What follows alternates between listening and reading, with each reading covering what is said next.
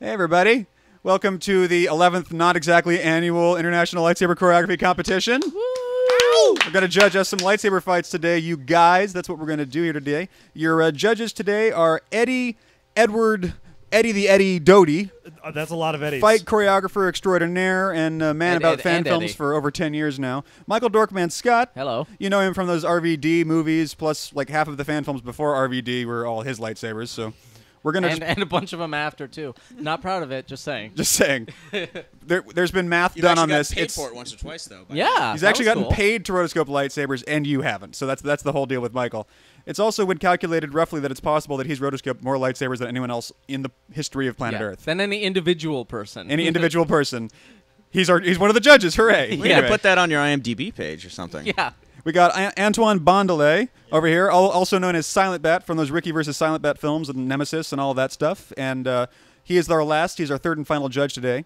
Ryan Weber from Sabershop.com. You also know him from RVD and RVB and all the other movies with lightsabers in them. Bongiorno. That's Ryan Weber over there, who is not judging because, as last year, he participated at least a little bit in one of them, so he would be a conflict of interest guy.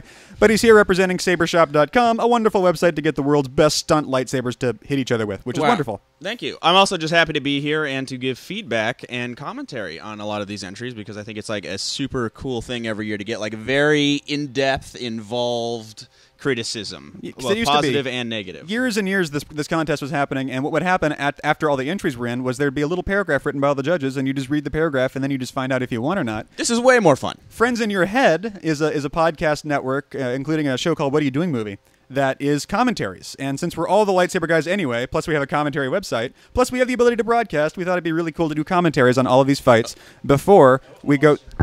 Sorry. Oh. Seems like we had a little... Sorry about that. We thought it'd be really cool to do commentaries on all of the fights. And at the end of it, we're going to go ahead and announce the winners. The winner this year, first place winner, we're downsizing here, man. It's the recession. We're just going to give you a great shirt. So you can go to the Friends in Your Head store, and we'll give you a shirt of any kind you'd like. And... second place and third place, you get our props, and everyone else, you get our sympathy.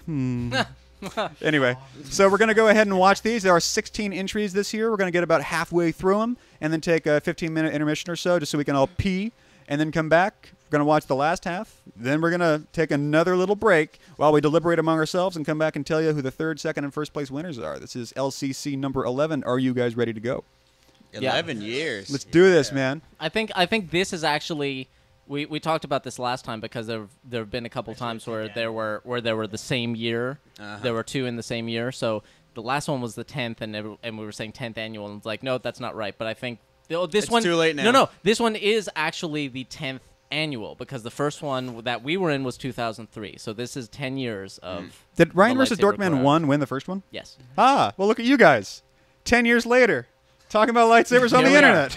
Yeah. Shall we begin? I'm going to go... Oh, God. Can we get a montage of you guys on the couch talking about it, like against I Will Remember You?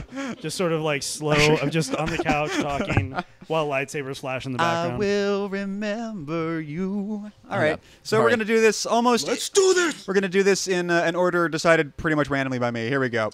Okay. We're going to start with Andrew Perry, you God, guys. you just threw a huge curveball on here. Sorry, He's man. got his notes on his phone. I only switched two of them. Andrew Perry and whoever was originally in the first place position switched places. Okay. That's everything else is Okay, probably well, in the order that you've seen. I don't remember which one Andrew Perry is, so once we play, we'll know.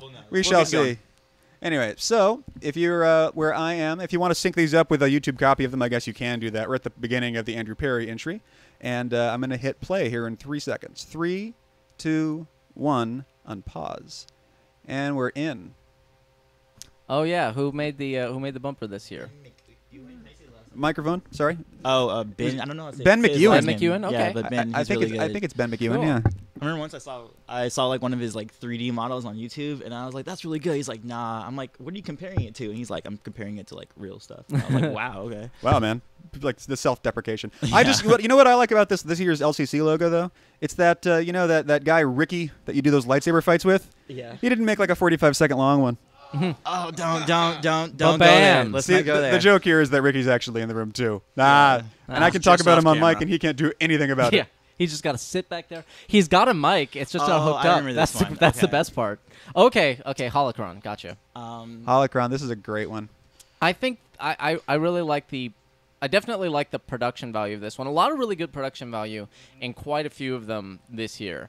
And I like that things are starting to evolve. Like we made the comment last year, or I made the comment last year about how everybody's got these cameras now. They've all got the DSLR, so they've got like the pretty picture out of the box pretty much. And I'm pleased to see so many people going further than that and really getting into frame composition and choosing good shots and coming up with kind of a flow of images as opposed to just pointing the camera at it and getting away with it more than before because it's a prettier picture. And this one in particular, I think, has a lot of really good shot choices. It's gorgeous. And now I think I said this last year or the year before, but this is the perfect amount of plot for one of these because there's a thing. One guy wants it, the other guy wants it. They're gonna fight. It's not too much plot. It's not just stick bashing for the sake of it. They've this little bit of time. All you really need to know, you kind of know. Also, excellent use of props from the Army Navy surplus store, from the little gas mask canister to the actual gas mask itself. That's nice. Plus that little cube. I think I've seen that in the kids' Toy Story here. Oh my. Okay. Sorry about that. We accidentally switched it, but it's okay. Okay. Also, I would like to note that this is actually a really nice location. You know how we always have either like the forest duel, and then we also past few years it's been kind of industrial. Yeah. They kind of have a mix of that. They have the industrial and the forest going on, which I thought was pretty awesome. Now the one thing about as a general note for this one, and it's like the the saying goes, it's like you can learn how to make your previous film, but it won't necessarily apply to the next one. But so this is a note for this movie. I'm not sure how much it would necessarily apply next time, but you've got this idea of they've got the holocron. You've got a MacGuffin for this this story. Like you said, you've got just the right amount of plot to get this going forward. But now that it's in the pouch, there's like at no point does it actually factor into the choreography. I would have liked it. You don't necessarily, although the extreme and super awesome version of that is like the Jackie Chan thing, where it's constantly switching hands and they're throwing it around and stuff like that. But and that's very difficult and very technical.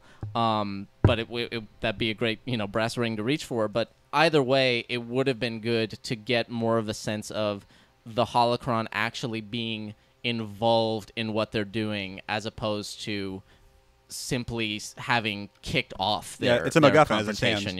You know what I mean? I agree, and usually the sort of the MacGuffin thing that you're trying to go for in the middle of a fight is usually whoever's saber got dropped, and it's kind of a fight over that. So it's actually a totally different dynamic when both people have weapons and there's a thing that they're both after. I recently rewatched The Emperor's New Groove, and the entire climax of that movie is trying to get a vial between two different parties, and that was obviously extremely interesting because of the way that they do it, but as a rather extreme example of that. My one big note on this, it just at times the blocking feels a bit claustrophobic. I feel like they don't take advantage of the length of their weapons, and they've got a great location here in which they can do that. You know what I mean? Like they're right now in like their most open space, and they're still just a bit too tight. The only other thing is that earlier we saw one gentleman with a dual grip. And sort of a tension block with a guy on a single grip while he holds a thing. Just unless the strength of the two guys is a mismatch, try it at home, kids. If you have a dual grip and you're trying to push down on somebody blocking with a single grip, the guy with a dual grip will always win because he's got more weight, he's got more leverage. Can I hop in here real quick? Yeah, Sorry. go ahead. Now this is. I want to just make a note of this. I'm not a judge, bear in mind, I was the moderator here and producing this whole show. I like this this moment bit that with just the happened. bouncing- the This moment that bouncing. just happened Yeah. is right there. Yeah. That is the coolest thing I've seen since, in terms of coming up with a cool gimmick for what you can do with these weapons, particularly. Like cool fight scene, great, but lightsabers and blasters, I guess, and force effects have particular little parameters that you can fiddle with, and those are really fun to see. The last one that I can remember a major example of was in Duel of the Dorks, Nate Caauwe a couple years ago, when they have their sabers locked together, and one of them tries to close the other guy's saber, and it keeps getting very, very close to like becoming shorter than the other saber is, and then it smashes into his face, and they're having a fight with the saber retracting and opening. This, with the blaster going back and forth, just catching for a second, is such a cool thing. And that was the only time when I was watching through these entries the other day that I sat back in my chair and went, oh, that was awesome. It was super cool. And if you had told me what the effect was beforehand, I would have said there's no way that's going to read on camera. Totally plays. Really great job on that one, guys. Yeah, great and great. Like we said, great shot. Just all around great shot choices, and that is also an important and difficult thing within action as well. It's not.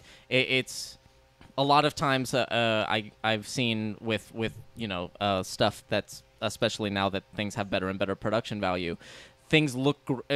They look great when it's just, static scenes or very slow-moving scenes, but once it gets into action, suddenly they're not exactly sure what to do with the camera, and this one does a very good job with that, which is, as we've talked about before, I and I know Ryan is the same way, view the camera as a participant in the choreography, and where the camera is placed is just as important as any moves that are being made by the combatants. Yeah, I agree with that.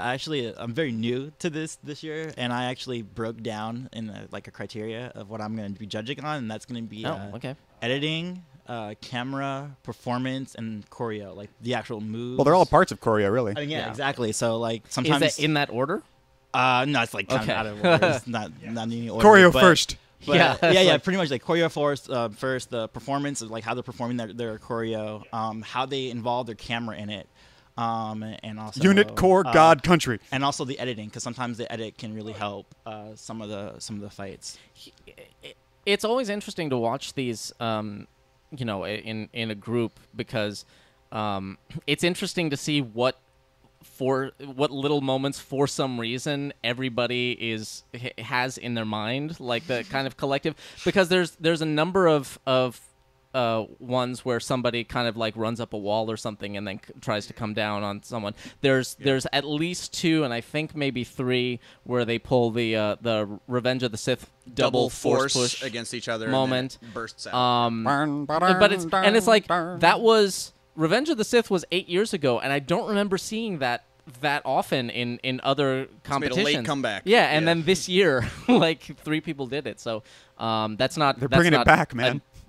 A positive or a negative. It's just really interesting to see what suddenly triggers in the minds of multiple people. Yeah, it's crazy what comes back and what doesn't. It's a pretty holocron too, in terms of actual prop. Mm-hmm. Good job, you guys. Mm-hmm. That's a hell of a thing. Sweet.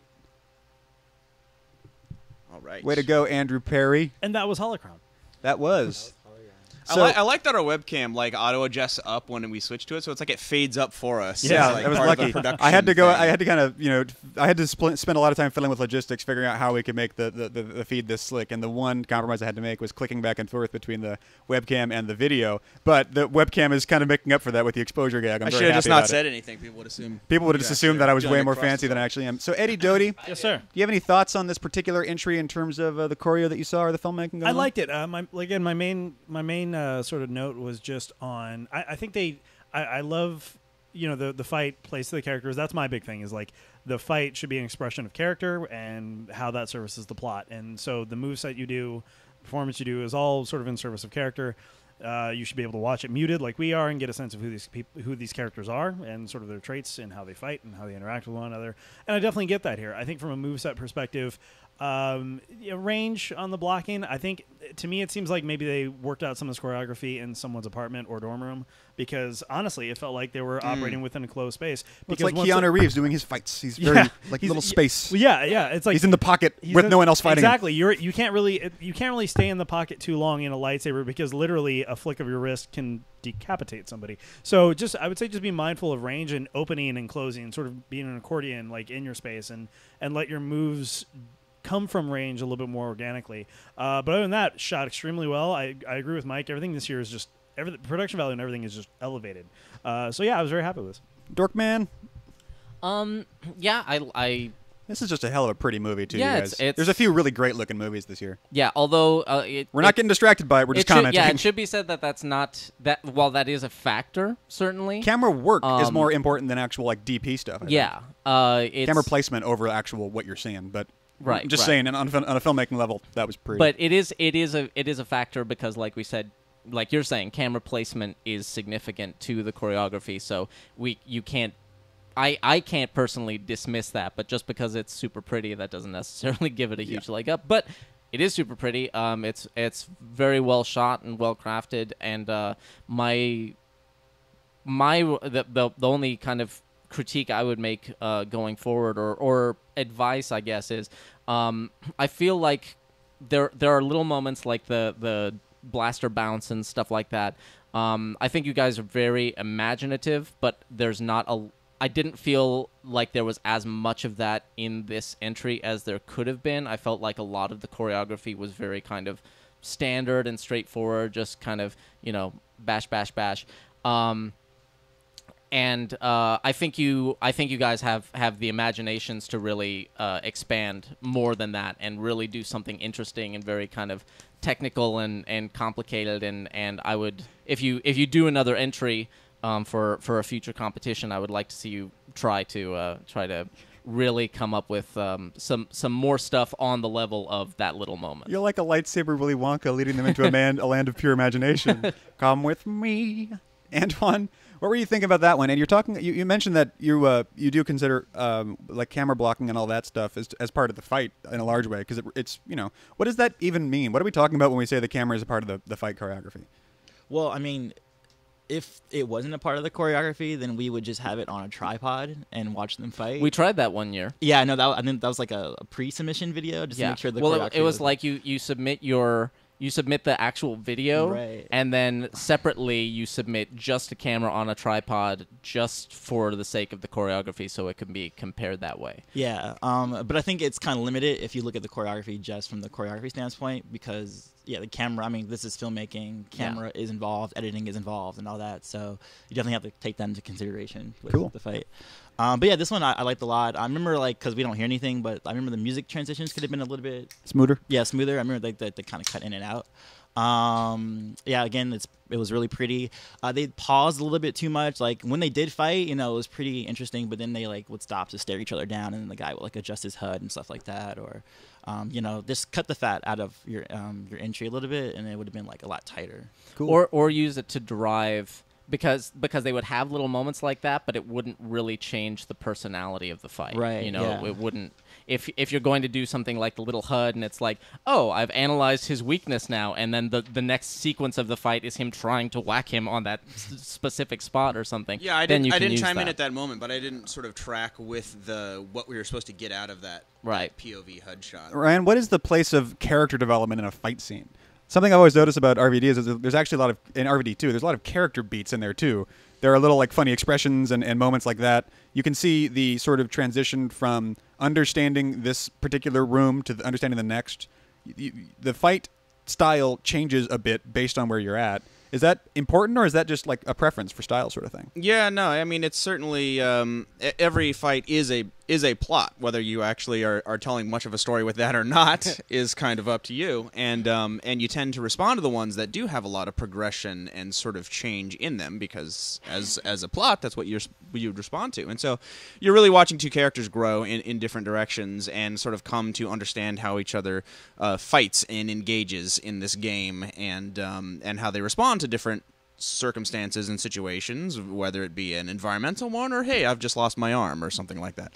So yeah, it's important. And one thing that I think this entry was good on is I definitely felt, and maybe it's just costumes are an enormous benefit, but I really feel like there was some distinct personality between each of these folks, and it's a lot easier to sort of buy a character when you can feel not just that they look different, but that they actually sort of the behavior is a little different. How their performances. But can we go ahead and say that funny faces are required next year? I do want to just pitch in, and this isn't just for this entry, but Antoine reminded me of it when he mentioned the music. Just as a global note, I think we need to retire the chase through Coruscant for a little while. Yeah, it's been 8 years, man. Yeah. No, I feel like every year there's at least one of the... Bring back Duel of the Fates. We can do Duel of the Fates again. You know what? Let's put away Chase Through Coruscant and let's do Duel of the Fates again for a little while. There's not a whole bunch. Actually, how come you never hear really intense John Williams Star Wars music from the original trilogy? I was going to say there's not a lot of really the intense fighty cues. You got Duel of the Fates, you got Battle of the Heroes, and you got the Coruscant chase. But if you go back to the original movies, you got all those... all the space fight music would work beautifully for this sort of thing. I'm just gonna go Asteroid on a limb. chase. I'm gonna go on a limb and say, screw it, do the Blade Runner soundtrack. Like, I mean, just something different. Give me some Ligeti. I don't know, you can play around with it a bit more. One last little quick. I will sell out this entire competition if someone uses Holst's Mars next year. I will. You can buy me out, man. Sorry, Eddie. Go ahead. No, it's real quick, and I'm sure we'll belabor in the point, but no, I call it choreographing from the inside out. You know, figure out who your characters are, figure out the type of people they are, what the conflict is, how they express the conflict, and choreograph your moves from that. You know, don't say, well, this guy can do a jump spin hook kick, so we're going to start with the jump spin hook kick. That's choreographing from the outside in. I would say, you know, figure out the story you want to tell, the characters that tell them, and then go from there. How would they fight? And I think by and large, critique aside, I think this last piece did a decent job with that. You know, we definitely got that through there. Cool. I agree with you, and I think that's a very good sort of scale to try to like rate these on. And some are lower, some are higher. I think there's one or two that I think strike really high in that scale, and we'll point them out as we get to them. Definitely, and because it's something that permeates different levels too, all the way down to just specific moves, all the way out to kind of what this film is and what the big beats are minute to minute on it. So we'll get into that later. Sweet. You guys ready to switch over? Go to another entry here. We're going to move on to Jean-Jacques Ernest, which I love your name, dude. That's such a cool name. My original jiu-jitsu instructor is named Jean-Jacques. Oh, So, Jean-Jacques. That's how you do it. That hyphen, I got insecure about it. I didn't know what to do. Anyway, so you're at the point at the beginning of Jean-Jacques' entry. Please press play in 3, 2, 1 on pause. And we are in. You know what? We need to make that a thing over in like America. Like, we have hyphenated last names, but we don't have the hyphenated first names. You want to be Mike Dave? No, but I'm just saying. Mike Bob? Can you be Mike Bob? Like, you know what we do? We do have those names, and I take it back. It's a bad idea. Let's not. In America, they sound like hick names is the problem. Floyd Chuck. Floyd Chuck. Oh, I think I know what this one is. Oh, Yeah. yes, I remember this one. Okay. Antoine, what do you got in your notes for this guy here? Well, I just remember that they use their location very well. I remember that a lot, and we'll speak about it when it pops up.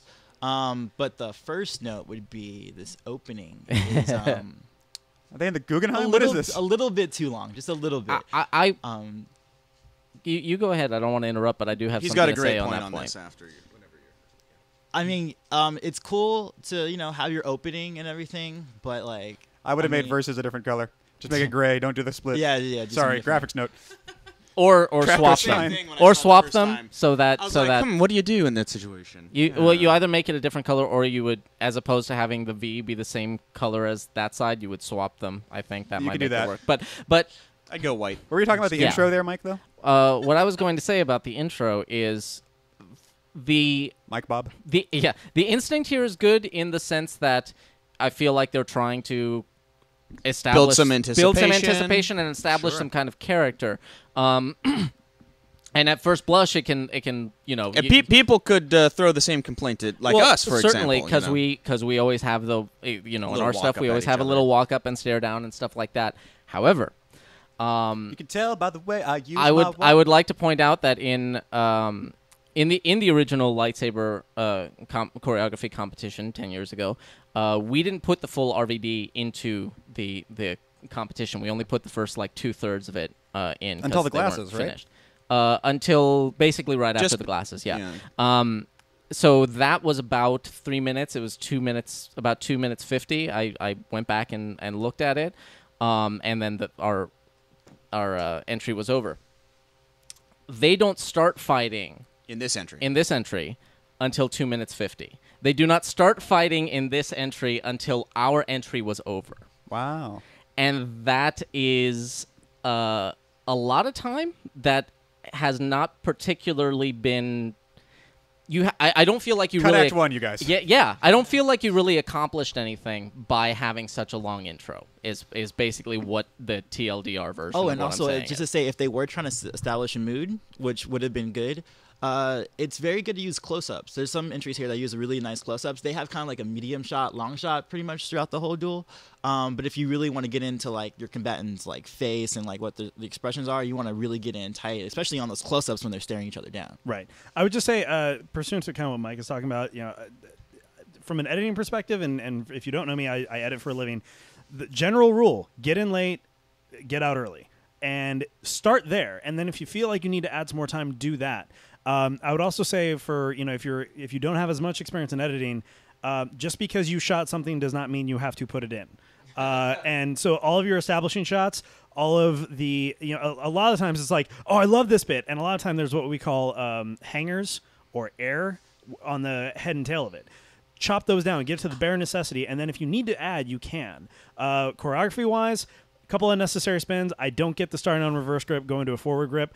Here's just and what is the usual implementation of that switch? There is none. Paul Vunak says if you have to pick up your fallen sword or knife in reverse grip and then switch it to standing, fine, but you should not ever elect to go into reverse grip. I love Zatoichi as much as the next man. There's no practical reason for it. Coming back to what you were talking about with the editing, just watching the fighting, not only do I feel like they could stand to trim some fat, but watching the choreography, I feel like there's actually quite a bit of doubling up. There's quite a bit of the same choreography being used across multiple shots to kind of extend things. And a note for this entry and for any other entries, for us and for the competition, it's definitely more about quality than quantity. So we don't need to see a lot of fighting if it's well thought out. We had some very short entries rank in the top 3 in previous years. I think on this one, I think you're right. And if I'm not mistaken, as we sort of wind up toward the end, this is an entry. We have several this year that kind of get better as they go, and they sort of become more complex and a little more proficient toward the end. Not that it's not proficient. I'm just saying, like, they tend to build, and this one does that too. But I think, if I recall, this sort of gets better here. But for the most part, as Mike was saying, for a lot of this stuff, it's a fairly simple vocabulary of fight. It's a lot of the, like, what we like to call left, right, up, down type stuff. In this case, combined with a duck and a swing, lightsaber hoedown, and a little block, a horizontal block, and stuff like that. And so it's sort of, and here we're kind of mainly getting more sort of intensity and speed, but it definitely kind of. The fact that there's no movement through space anymore is what kind of makes it distinct. And here we have sort of unnecessary twirling. I would also say, like, in Eskrima, it's strike 6 and 7. It's just the upward figure 8. Like, we just get too many of those clashes. Targeting is a bit of an issue here. And FYI, never close distance with a spin. It is an unnecessary spin to close distance you give your back. It's just it lends itself like. It's uncanny valley of realistic fighting. Like, and there's just this one. There's a couple entries that are guilty of it. This one I think is the most guilty of unnecessary spinning. Sorry, Mike. No, that's fine. And I absolutely. Excuse me, Mike Bob. We just like kind of skipped that kill, and I thought it was actually a really good kill because some kills it has like a rev up, and then the person will be on the ground, and then they kill him. This one, it was just in the middle of the fight, which I appreciate more sometimes if it's just in the middle of the fight, and then it's just a kill, and then like, oh, dead. Yep, that's a fight. You know. But as far as the unnecessary twirling thing goes, general note for everybody into the future: if you care at all what I think, if you just so you know, if you do that double twirl thing from Revenge of the Sith, where they're both twirling and not doing anything, it will make me really angry. I don't like that. I've never liked it, and it is never okay. And so it is probably the single worst piece of choreography out of anything, and it happens to have originated from the legit movie. Yeah, and a legit feature film that occurs, and that's just. I mean, that's. It's canon now. You wouldn't like Dorkman when he's angry. So, Eddie, let me ask you this: what is the inspiration if you want to get away? Ryan was talking about the up, down, left, right, the Konami Code lightsaber choreography philosophy. How do you find inspiration to move away from those moves? They got away from Star Wars for the score, though. Props there. I gotta give it. Ben Burke gets a sound effects credit. Yes. How do you? What inspiration do you draw from to get away from those basic moves? I mean, at the end of the day, again, start from the inside out. What are these two guys trying to do each other? There's one guy just literally trying to defend himself, and is he fighting from a position of defense? Based on what I saw here, it just seems like both guys wanted to kill each other. So therefore, every move should have the intention to kill.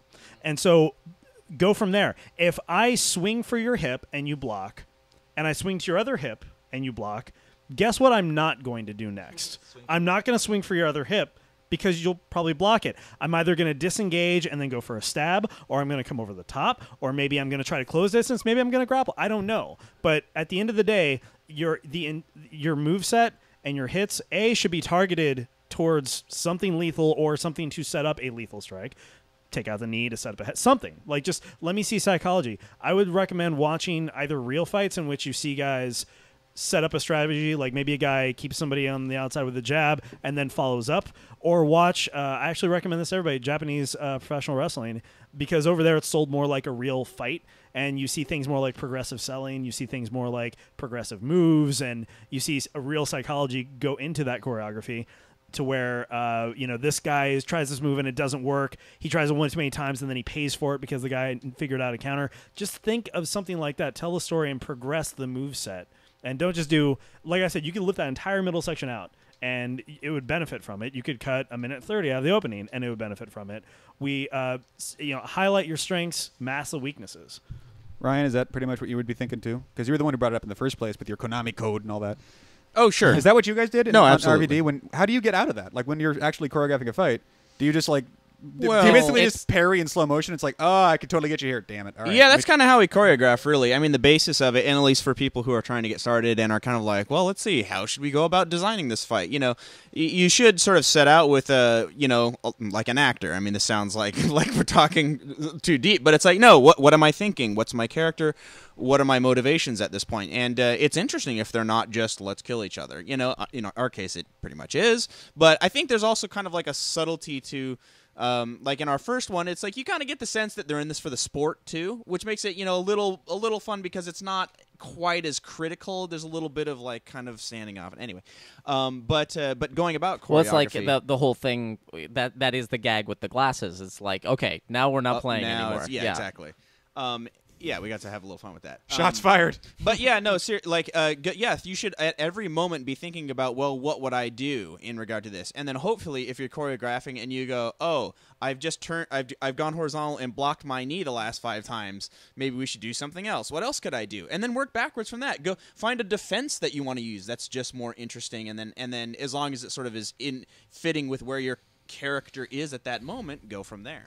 Cool. Yeah, actually, there was I forget their names, people who entered before but they did like a lot of wushu where they would use sword and hand play a lot, and I thought that like broke up just the stick bashing a lot. Yeah. That you also have your fist and your feet to use as well, so you don't have to use just your saber, which happens some of these entries that happens a lot too. So just expand. Sweet. Yeah, it's all about but. As Eddie and Ryan were saying, it's all about motivation. When you're choreographing, we'll go out there and we'll just kind of go, okay, I'm trying to accomplish this. I'm going to come at you like this. What are you going to do? Okay, what position are we in now? What opportunities do you have? What opportunities do I have right now? And then you just slowly, move by move, build a fight that way. One little insight that I've come to realize in regard to that, and just general advice sort of thing, is I find that sort of the most successful versions of that are when the audience feels like they just mentally live through the same experience that they did. Meaning, like, if you have choreography that is boom, boom, something way up high, and then in your shot, the viewer goes, oh, he's really exposed down low, and that's the next thing you do. Yeah. The audience, you're into it because you're right there in sync with it. You're mentally engaged with it. And so if your choreography is clear and leads logically and almost seemingly obviously to the next thing, that I think ends up working very, very well. I think you're absolutely right. If you as an audience member are watching and you're going, oh, he should... that's what I would have done. Yeah, well, and then the opposite. It's like if someone is clearly, if they're doing like what looks like they're doing a fight to the death, and someone is clearly wide open, and the other guy doesn't take advantage of that, the audience immediately disengages and goes, okay, they're not even trying. Just whether they know that's what they're, whether the audience is having that conscious thought or not. Subconsciously, that's why they will suddenly just disengage from what they're watching because they're going, okay, this is just fluff. Cool. You guys ready to move on to our next entry? We're going to go to Jeff Hibbert now, who entered last year, if I recall correctly. Yes. And we're going to go ahead and pop over to him here. Because you put the names of these people, and I have this listed by like the names of their films. Sorry. So I'm like, I don't know. The world is imploding in on itself. I don't know the directors' names. I think this is the old timey one. You know, I have a really soft. Yeah, we'll play it. All right, we're gonna bring it up here. So if you're at the beginning of Jeff's entry, I'm only like 3 frames in. I know you can see the sabers already, but you can start at this point anyway. I always like Jeff Hibbert's entry. I like. Hold on, let me get this thing started. Yeah. 3, 2, 1, boom! Right. Sudden Eddie. No, this is a perfect example of, and like I said, not every.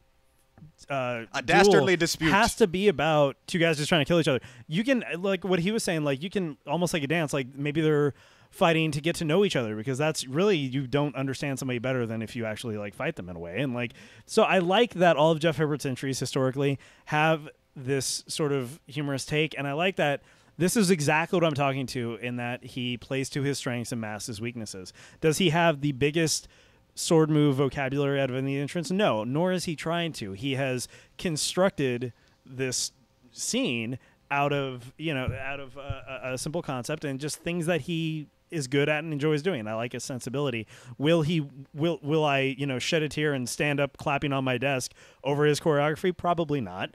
But I like what he does, and it's exactly perfect for what it is. It knows exactly what it is. And it's kind of critic proof. You know what I mean? It's just sort of like, yeah. It really is. At the same time, too, I do feel a little like I'm being punked sitting in the choreography contest. Is the expectation for us to judge? I mean, let's judge it on choreography. What are we seeing here? Pretend it was stylistically faster. Like, this is, in terms of choreography, just slow for the sake of looking like one of these old weird movies.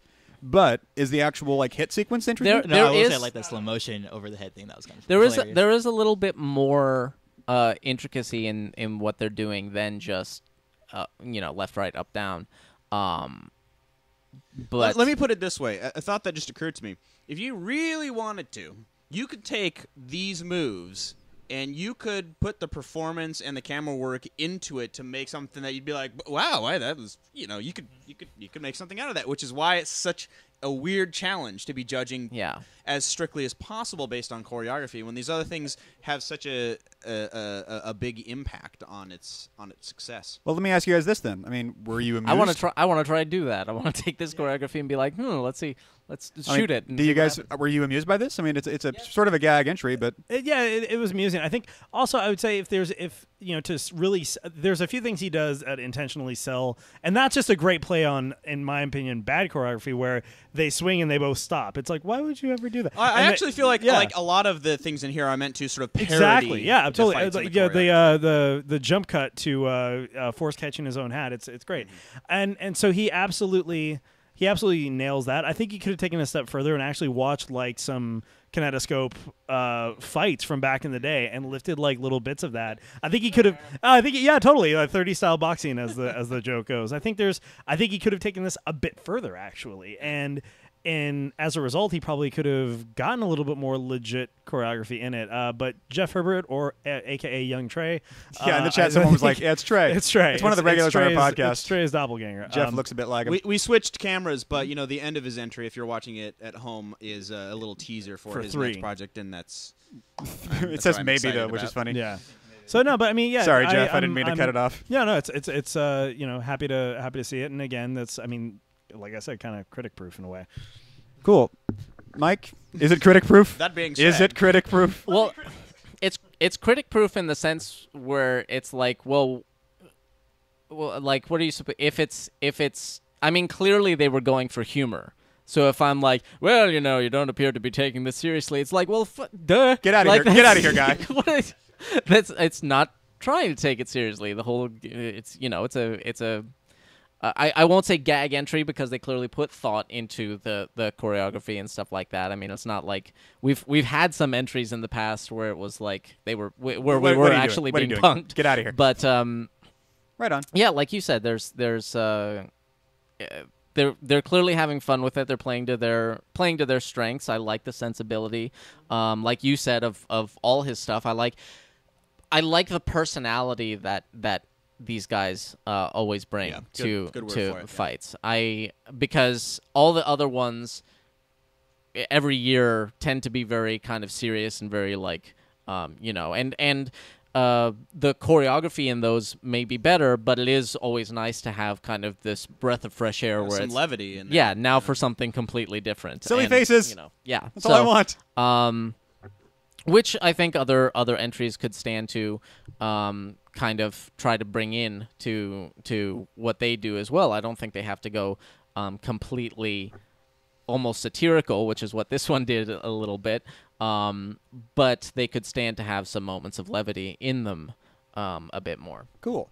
Let's move on to our next entry then, Sam Slater, which, Antoine, that's 4, 3, 2, 1. I got your back, man. I got your back. All right, so we're going to switch on over here to Mr. Slater. And if you're at the beginning of his entry, 3, 2, 1 on pause. And we are in. So I remember with this one, especially when you guys were talking about like motivations and things like that I was kind of confused about. Because at one point, it's like the two people in the middle fighting the guys on the outside. Yeah. And then one of them goes down, and then the three start fighting each other simultaneously. I want to fish there, by the way. That looks like a wonderful. So I was kind of confused about that portion of it, you know. Because motivation helps a lot for your fight a lot. If you have the motivation, then we care about the characters. We care what kind of movement they're doing, if they're gonna die, if they're gonna defeat their enemy, that kind of thing. Yeah, we're not invested in those characters. It's more this is choreography via algorithm. Because the whole 4, 3, 2, 1 thing took me a minute to try to. I mean, there's the reveal at the end. The guy, I will say this, blue shirt. Go blue shirt. Yeah, he sells pretty well. I like his sell. Wait, the kiss? No, just like getting kicked in the bullocks I'm kidding. Go ahead. And everything else.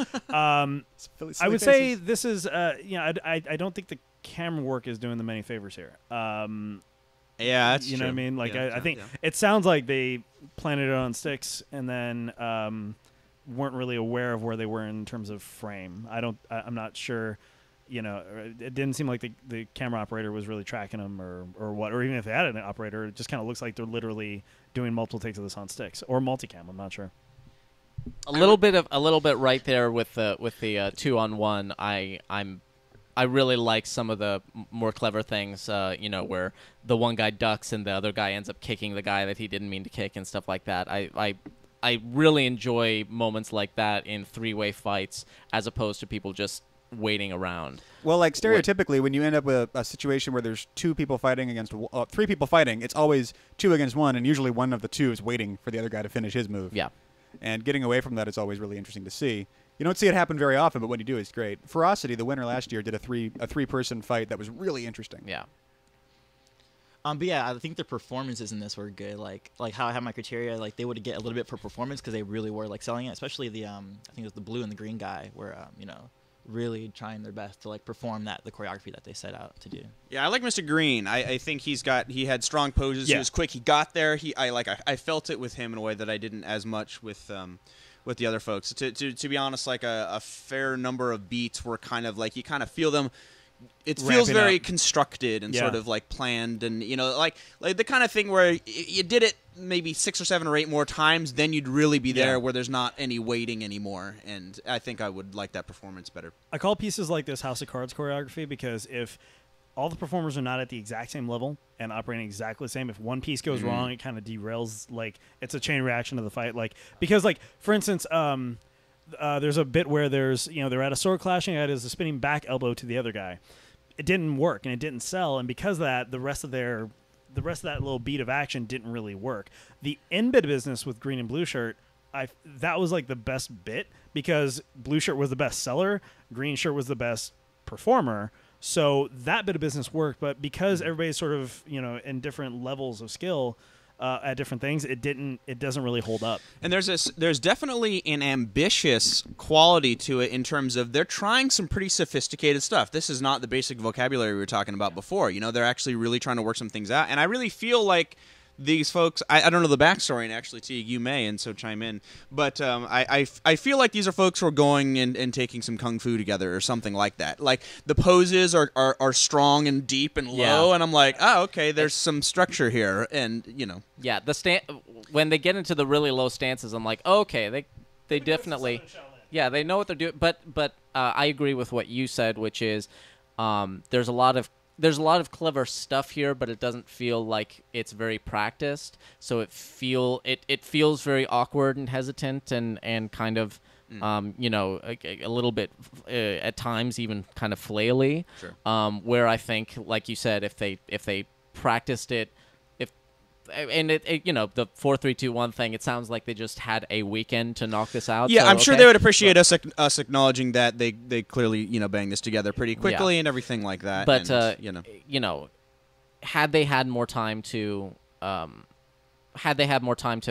practice it and really get comfortable with the moves, and potentially had some lighter props, because it looked like those were probably like wooden dowels and stuff, and those are, as we know, pretty heavy.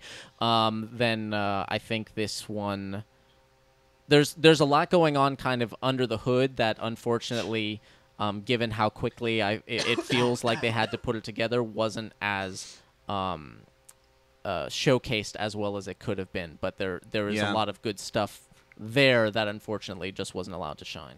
Cool. Then let's go ahead and move on to Mr. Justin Mason, which this one, if I recall correctly, I just pulled it up, but I already forgot which one. It's Jedi Purge. That's right. We're going to switch on over to Jedi Purge now, and at the beginning here. Yeah. This is a fun one. You're at the beginning of Mr. Mason's video here. Oh, God, look at this. It's falling apart. What are we doing? Okay. If you're at the beginning of his entry, here we go. 3, 2, 1, unpause. And we're in. I like this intro, Ben McEwen. I like how it's not short. Speaking of pro wrestling, Justin Mason sounds like a pro wrestler name. Justin Mason. Jedi, which one is this? Jedi Purge. Oh, yeah. Okay. Which doesn't really involve Jedis or purging. Hey, you don't know the actors. The purging happened off camera. But they melted the logo. Which is cool. Which is cool. Yeah, this title is really awesome. I remember this one being one of my favorites for in terms of like the choreography performance mix when they actually were fighting. Because I think this one has like a lot of pauses and flourishing. That we were speaking about earlier. Flourishes that don't lead to anything. It's just like a flourish, and then they're like, all right, I'm back into my stance, and we fight. Right. Someone should really get on TV Tropes, and we can lobby for the lightsabers as delivered to you sort of thing. Yeah, seriously. Which is an old 3 in the afternoon, 6 in the morning kind of thing. I think it kind of comes from Matrix. We also, it's the Matrix too. Well, because remember, he gets a cell phone delivered to him, and that's like what takes him out of the normal world and into this. That's the call to adventure. We've also, Nate had the bowling alley fight where they received him as tubes, which was also an imaginary fight. Right. Which is another thing that we actually have imaginary fights this year. We have an imaginary fight in one of these entries. Right.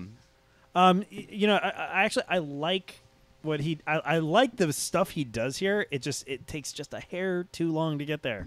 It does, but I would take this over the earlier entry you were talking about, because we're actually sort of they're doing a bit more here, and it's also just a little more successful in being suspenseful. I think. Yeah, they're trying to develop something here as opposed to just walking up. They're developing, like you say, a sense of suspense. They're developing for as kind of light as it is, they're trying to establish some kind of plot, some kind of story. It's like this guy has been sent a lightsaber, and that's basically like he's been sent the black spot, and he's like, oh, crap, somebody's coming at me pretty soon, and I don't know who or where, but, and then... And they do some of the horror stuff really well. Like, there was a point where he, turned the lights on in his house, and the guy was there, and then he, turned the light back off and turned it back on, and he wasn't there anymore, and that was, really clever and really cool.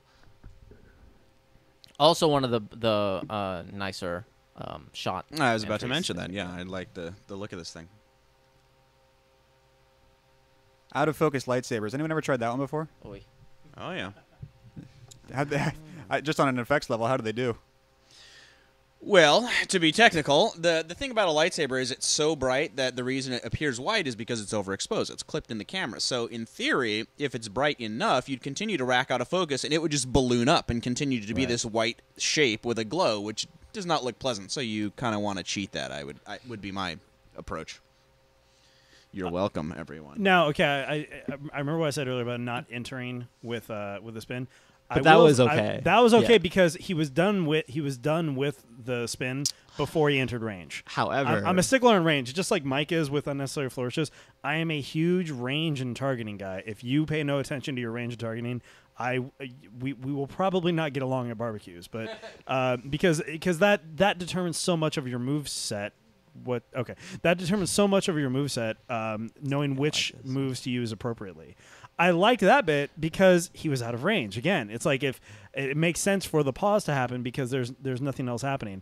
The other thing is this takes advantage of something that not a lot of them do, which is a lot of them just do, they swing to a tap. This guy strategically did power strikes and power cleaves to break the guy's guard down, which is not something you see very often. And that's actually like a legit strategy to have. And it works as well because, you really, like we were talking about the sort of the plot in the fight, we're really doing something here. We're having something where a big block of moves is actually accomplishing something in terms of, like, he's being worn down now. That gets us to a new place. Now what do we do with that? And that kind of a thing. You definitely feel, again, the character here, even though they're not, in, costumes per se, but you definitely feel intention here, And more just interesting stuff. I mean, there's some more creative things, and they're really getting into it and jumping around, and there's a lot of good movement and effort. And they differentiate. They differentiate their moves a lot, which is really good. There's like strong hits, there's fast hits, there's a little bit of twirls in there, and they all like work pretty well, and they perform it really well as well. I agree, and I like this a little bit of business too. The only problem is that in the middle of all this good stuff, they'll do unnecessary twirls. In the middle of all this good stuff, they'll do an unnecessary flourish. There's a bunch of those. There's a bunch of those that I feel like are kind of hamstringing the good that is in this, because there's a lot to enjoy here, and the choreography has a progression and an evolution. Although, real quick, sorry, just on the previous point you were making, though, just as someone who has also spent just a tremendous number of years in his garage spinning lightsabers around, you got some cool spins, bro. I like your spins. This shot is awesome, by the way. This backwards shot. I don't know how it works for choreography. You guys are the experts, but I thought it was so cool. Yeah, it's cool. Yeah, well, that's exactly it. It's like, wow, that's really cool. Wait, and Ryan fought backwards in one of those. The worst. What? Ryan has a backwards. It's the worst. It's the worst. It's the worst idea. It's like how you were so completely wide open, and maybe I don't know how you would necessarily make that work. Very briefly is very briefly. Yeah, the there's this big long jib shot of him with his back to the guy. And the thought is like, okay, well, they're using the Force. He can kind of see what he's doing, so he's able to do it. But there's really no reason you couldn't just turn around and be facing him and use those eyeballs you have. I think that could have worked if it was earlier in the duel. Like he was trying to show like how awesome he was. Like I can fight you behind my back. But since this is kind of midway in the duel, I don't think he'll be doing that. Like he was actually getting beat at that point. Right. He wouldn't be like, oh, I'm going to start showing off now. Exactly. Perfect point. Exactly point. Yeah, no, it's like if that kind of gives away to character, perfect. I actually enjoyed that death quite a bit. It was interesting seeing. I love just in general seeing how video games are influencing movies. I didn't see this. But the whole battle damage vignette, blood-soaked thing that you see in first person. Like when you die in a game. Exactly. Yeah. I like seeing that there. And then also, it's like he's dying. He just wants the other guy to go with him. That's motivation enough, and that motivated that ending enough for it. But yeah. Cool. So what do you guys think of this one just writ large? In terms of the choreography, I guess there was a lot of there's been a sort of a weird trend in this year's fights that I've noticed of there being kind of a lot of fat on the edits. Yes, things could have been tightened up significantly. I completely agree, and I think not just in terms of the Cut Act 1 stuff either, but that quite a bit beats in between the camera. Absolutely, and there's again, you are not just because you shot something doesn't mean you're beholden to it. And is there an editing related rule of thumb for fighting in particular? Not really. But the same rules apply. You can. I was going to say nothing different from the general rules of editing. It's just generally happening a lot quicker. Yeah, just move it. Like I said, I would start tight and then add if you need it. At least as a general rule, I wouldn't say that globally to everybody editing anything ever. But I think when it comes to these things, with some of the entries we're seeing, I would say as a thought experiment, try just getting it super tight first, and then identify the points that this is suffering from being too quick. And then open it up. I mean, that's the advantage of nonlinear editing to begin with, is that you're not committed like you once were. So I would just say try with that and just take everything down. Just take your heads and tails off by like 28 frames or something like that. Just or 20 frames. Just chop everything down just a little bit and then go from there. I wonder how much of this is a problem of people editing to score. I haven't just in terms of like they're trying to get the beats to fit the score. I hope people aren't doing that. That certainly has been a thing that has happened, but I don't remember getting a sense in this in many of this year's entries that was the case. I always feel like and is good, I guess, that they sort of they cut a thing and then they find music to put under it, kind of a deal, and then they chop the music up to make it fit. But like Eddie was saying, I mean, he was talking about cutting 28 frames. A difference of 5 to 10 frames can be a huge difference, especially like you said, considering how fast things are moving in a fight. Just tightening it up by half a second or a quarter of a second makes a big difference. Yeah, Spielberg famously said in Jaws that cutting off a few frames of the shark made it look a lot more real than it did before. And oh god, I just had a point and I blanked on it. Gas prices, huh? Yeah, damn it. No, I'll come back. What I was just saying is that oh yeah. And now in the process of that I've lost my point. So go ahead. and sorry. hopefully I'll recover mine. I was on This this is like that blaster bolt in Holocron. on this topic. A fantastic example just to sort of be aware of. Watch commercials. And watch the editing in commercials. Count how long the average shot is in a commercial and how much you're getting out of every shot. And it's like an incredibly economic, like it's shorter than you think it could possibly be, but it still conveys what it's trying to convey. And it's just thing to thing to thing to thing to thing. And it's like it's a great end of the spectrum to be aware of that can work. You know, you can really get everything you need to get out of it as far as storytelling and seeing what happens, you know, shot to shot to shot. So, you know, when you're looking at it, you're going like, should I hold this extra second or not? It's like, if you cut every single frame you possibly can, you're probably still going to be okay. And just sort of have that in mind as you go. Right. I pursuant to that, just think of editing kind of like this. Like, if I film Ryan, I ask Ryan a question. I say, so tell me about the first time you choreographed a lightsaber competition. And he says, well, you know, the first time I choreographed a lightsaber competition, it was pretty funny because I didn't really know what I was doing. That you don't need him saying all that. You can cut that down to saying, the first time I choreographed lightsaber choreography, I didn't know what I was doing. You can make that sentence that, and you're delivering the exact same information in less time, therefore it's easily more digestible. Think of your action beats the same way. The old adage is that editing is the last rewrite. Rewrite and re-choreograph your fight once you're in the edit. Forget what you shot. Pay attention to what you have. Cool. You guys ready to move on to Andrew Mayer? This is Gloomy Day for a Fight, Antoine. Oh, yeah. I'm not trying to be like shitty about it. I was just like, it's probably a good point that we should say what the titles of these things are. It's perfect because it usually takes us a few seconds to go, which one is this? Meanwhile, this guy can be 2/3 through a paragraph, which is fantastic. So that's what I'm trying. Anyway, so you're at the beginning of Andrew Mayer's entry, or as near as makes no difference, like we are here. 3, 2, 1, unpause. Yeah, we're not being exactly frame accurate in anything we're saying, so it's okay if we're off a little. Yeah, we try. Oh, okay. Oh, this is the this is the Romeo and Juliet one. Oh, okay. I'm sorry. Did I get this backwards? I did. What? Who? Yeah, this isn't Gloomy Day for a Fight at all. Yeah. Okay. Yeah, this is another one. Yeah. But this one, I kind of like. I mean, once they get past like the 3v1 business, it gets really good. Like the physicality of the Sith guy, the double-bladed guy, was like really, really good actually. This is an interesting one. Very, very clean sound. Yeah. I mean, it is. The dialogue is on the one hand it's pretty clearly ADR'd, like it should be. Not that this matters to the choreography, but like it could be mixed in more. But on the other hand, it's not really close mic. Like they recorded it well. It just needs to be mixed. The finesse on the Mike, mix. you have a degree in English, don't you? I and you've made like all the lightsaber movies ever, right? Yeah, so do you like the Shakespeare lightsaber movie? Shakespeare lightsaber movie, dude. There's that jump up the wall again. Yeah. But and there's one in the pit as well, I believe. But I don't. You know, I'm just what. You're just like, man. I don't know. I don't want to. I'm into it, and here's why. I don't want to be negative because I just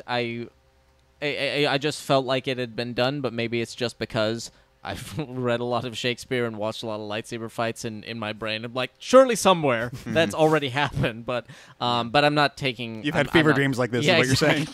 So I'm not knocking off any points from that. Just if you're asking. You're drunk and tired. This is what's running through your mind. But on the other hand, this was a really it's a good thing to do because it gives the characters motivation. Bingo. Now you're dealing with a story. You're dealing with a really well-known and well-understood story, and you as the filmmaker can go, okay, I know what he wants. I know what he wants. I know what he wants.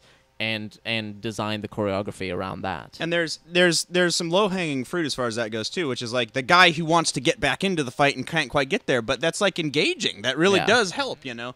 And I like that there's just sort of automatically from the beginning, by the nature of what this is, you have different people, different motivations, and if you're actually familiar with it, that extends beyond the few minutes that you're watching here, and you actually kind of know who these people are, you know. if you and Romeo and Juliet context aside, if you say to me like, okay, a dude with a double saber is going to fight 3 guys with a single saber, the first thing I would say to you is like, oh god, why? Secondly, it's like, no, you if they said you have to do this, I'm like, okay, within the first 3 seconds, one dude's going to get taken out and immobilized, because it is so hard to choreograph realistically how one guy can hold off 2, let alone 3 guys, and without running into the pauses, the waits, the beats where the other guy's just kind of hanging out. And what this does effectively is get us out of that bit of business quick enough to where, okay, we can concentrate on sort of one-on-one fights for a while. By and large, I think it works. I will say that each character has enough of a different moveset to distinguish themselves, and it elucidates their character. It expresses their character. For me, I don't know why. I just felt like this was just kind of missing something. I don't know what. I feel like it's like almost there in like so many ways. But it didn't really have a resolution. I think it's mostly because of its resolution. It kind of ends like right at like I think they had their. This is a big project. Yeah, it's totally just excerpts from a scene. I get that. So we didn't get that. But actually, I like that they got separated, because I feel like the green guy is in danger. Just like in the same way in episode 1, Qui-Gon was alone with Darth Maul. We're like, oh shit, he's that's not very good. And same with this guy. It's like, oh man, is he gonna get out of it? Yeah. Though Digital Blood, I felt like we were more involved with the green guy to, like, I don't know, get to know him a little bit better, because I felt like he was fighting him off. But I wish we could have, like I was saying before, like close-ups and things like that, just to see, because now we're getting close-ups now when they're on the ground, but before, just to maybe see like where he was coming from, like was he scared, was he capable of taking him on. But now they have the close-ups with the dialogue and all that. But you're absolutely right. I mean, especially going back to what we were talking about, when you've got the basis of Romeo and Juliet that you're dealing with, and you know who you can know who these characters are, and you can go to the library, Barnes and Noble, and there's entire shelves of books telling you about these characters, 'cause of the analysis that's been done over the past 400 years. You have a lot to take advantage of, and they could have taken, I think, more advantage of coming in and seeing this character struggling, this character's, feeling this or that. And like you said, using close-ups and really engaging with the characters. Although, on the flip side of that, I did also appreciate that they let a lot of stuff play out in wide shots and just kind of let the choreography breathe and show it. And when you've got... They had performances that could support it. When you've got performances that can support it, exactly, it's really great to be able to take advantage of that. Eddie, how'd you feel about that fight in general there? It was fine. It was just because this is not because it's an excerpt from a film, the choreography gets interrupted a bit here and there, which is fine, just like it would be in sort of a regular movie. I'd say performances are good all around. I'd say everybody's at the same skill level pretty much. Obviously, the villain has sort of the most to do, and he carries that well. He's, I think, clearly kind of the best fighter there. Like I said, I can't really articulate why. I just feel like this was it was missing one thing. I think like a build in the fight, because the fight just sort of stays at a certain level the entire way through. It doesn't elevate. It doesn't have dips. It doesn't. It just sort of stays at 7 the entire time. There's no moments of 10. There's no moments of 4. It's just a constant 7 the entire way through. And it almost sounds like I'm damning with faint praise, but like none of it's bad. It's very competent. It lacks a couple of things to make you go, oh, it's leaning a bit on the Romeo and Juliet device to make you go, oh, and the fight itself doesn't quite match it, for me at least. I don't know. That's actually a really good call. Not only in terms of I think that's exactly right. Is that there's no kind of arc, or there's no building. We've got on the one hand, we've got Romeo trying to run and get back in the fight and rescue his friend, or at least back him up, get his back. And we've got this fight going on separately. It might have been nice to get a sense in the fight of there are close shaves happening, and Mercutio is in trouble, and it's like, God, Romeo, fucking get there, because it's really... He's going to be about to be killed any second. Yeah, he's going to be killed any second. There have already been 3 close shaves, like, get there, and the shaves getting closer and stuff like that would have really kind of amped up that sort of tension. And like you said, it's just... intercutting between Romeo running and Tybalt and Mercutio fighting, you could have swapped up any of the intercuts You know, you could have taken one part of their fight and put it later, and taken the other part and put it earlier, and not changed the flow or the energy of it. Yeah, so that probably would have been that probably is what you were responding to, I think. Yeah, I think you articulated it way better. It's just because the fight is so even keel, it becomes modular, and the pieces just become interchangeable. Just because there's no build, there's no progression. Yeah. Cool. You guys ready to move on? Let's scoot over to now. It's time for Gloomy Day for a fight. Sorry, Sandor. So we're gonna switch over here and do this. I'm not even gonna try your last name, sir. I would try, but then I just said I wasn't. So I'm not even gonna give it a shot. You're at the beginning of Sandor's entry. Here we go. By the way, we only have 2 more. This one and then the next one. And then we're gonna take a little break. And one of them's a short one, so we're almost there. You guys hold your pee for one last minute. 3, I can't. 2, 1, unpause. I can't. This is my nightmare. Cool. Gloomy Day for a fight. Oh, yeah. So these are. I feel like I recognize this hill. These were the kids who were biking with flip flops on last year, aren't they? Guys? Really? I think so. Well, it's this. This is the same team. I don't know if these are the exactly the same guys. Yeah. So something just with choreography. It should stem from footwork. I think first before it does hands, because all of this, all they're doing is all upper body, all hands. Yeah. It's much better if you, just like in basketball, or not even basketball, baseball.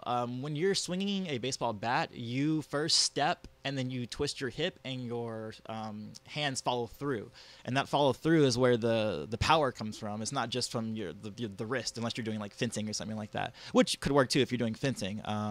But in terms of the kind of swings they're doing, they need much more like footwork and hip action and shoulders. Within it. It also doesn't help when it sort of, you know, there's a lack of urgency, I'll say. Yeah. And then when the feet are just sort of moving you around so that you kind of go across the yard as you're doing these things with your hands, they certainly don't complement each other. Not just that, but the gentleman in the black shirt with the print on.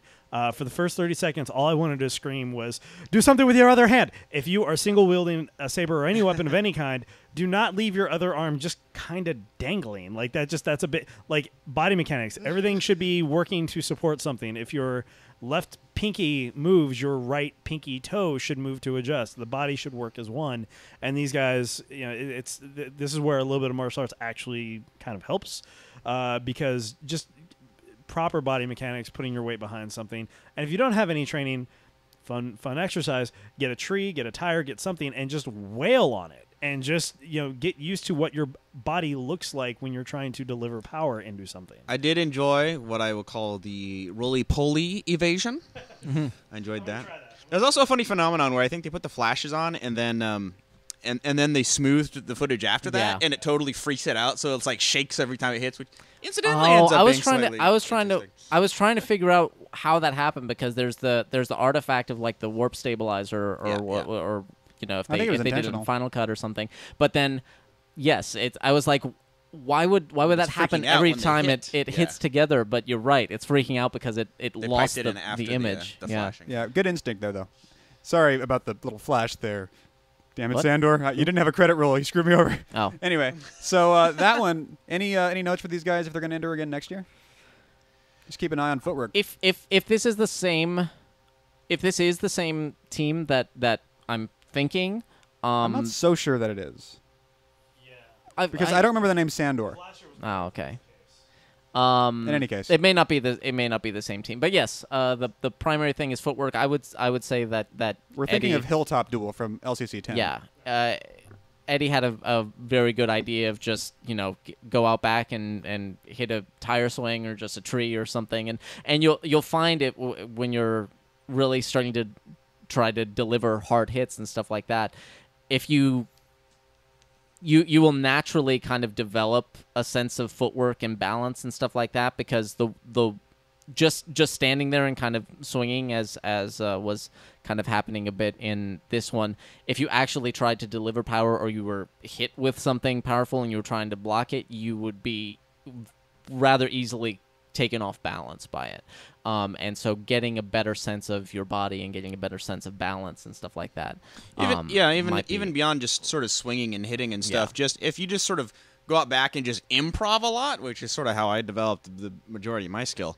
You sort of, if your intention is just to keep going, keep doing things, keep doing stuff, you'll kind of eventually reduce all the footwork you don't need to be doing because you're kind of thinking to the next thing you're about to do, so step some way to prepare yourself for that, and that's the kind of thing that can naturally sort of evolve. And the same thing, to a certain extent, will happen if you just really, really drill your stuff and are open to not locking it in as you first do it, but like trying to find how to refine it. Yeah, it's just a numbers game. It's just logging in the hours. It's just practicing. It comes in time. So you've got a year.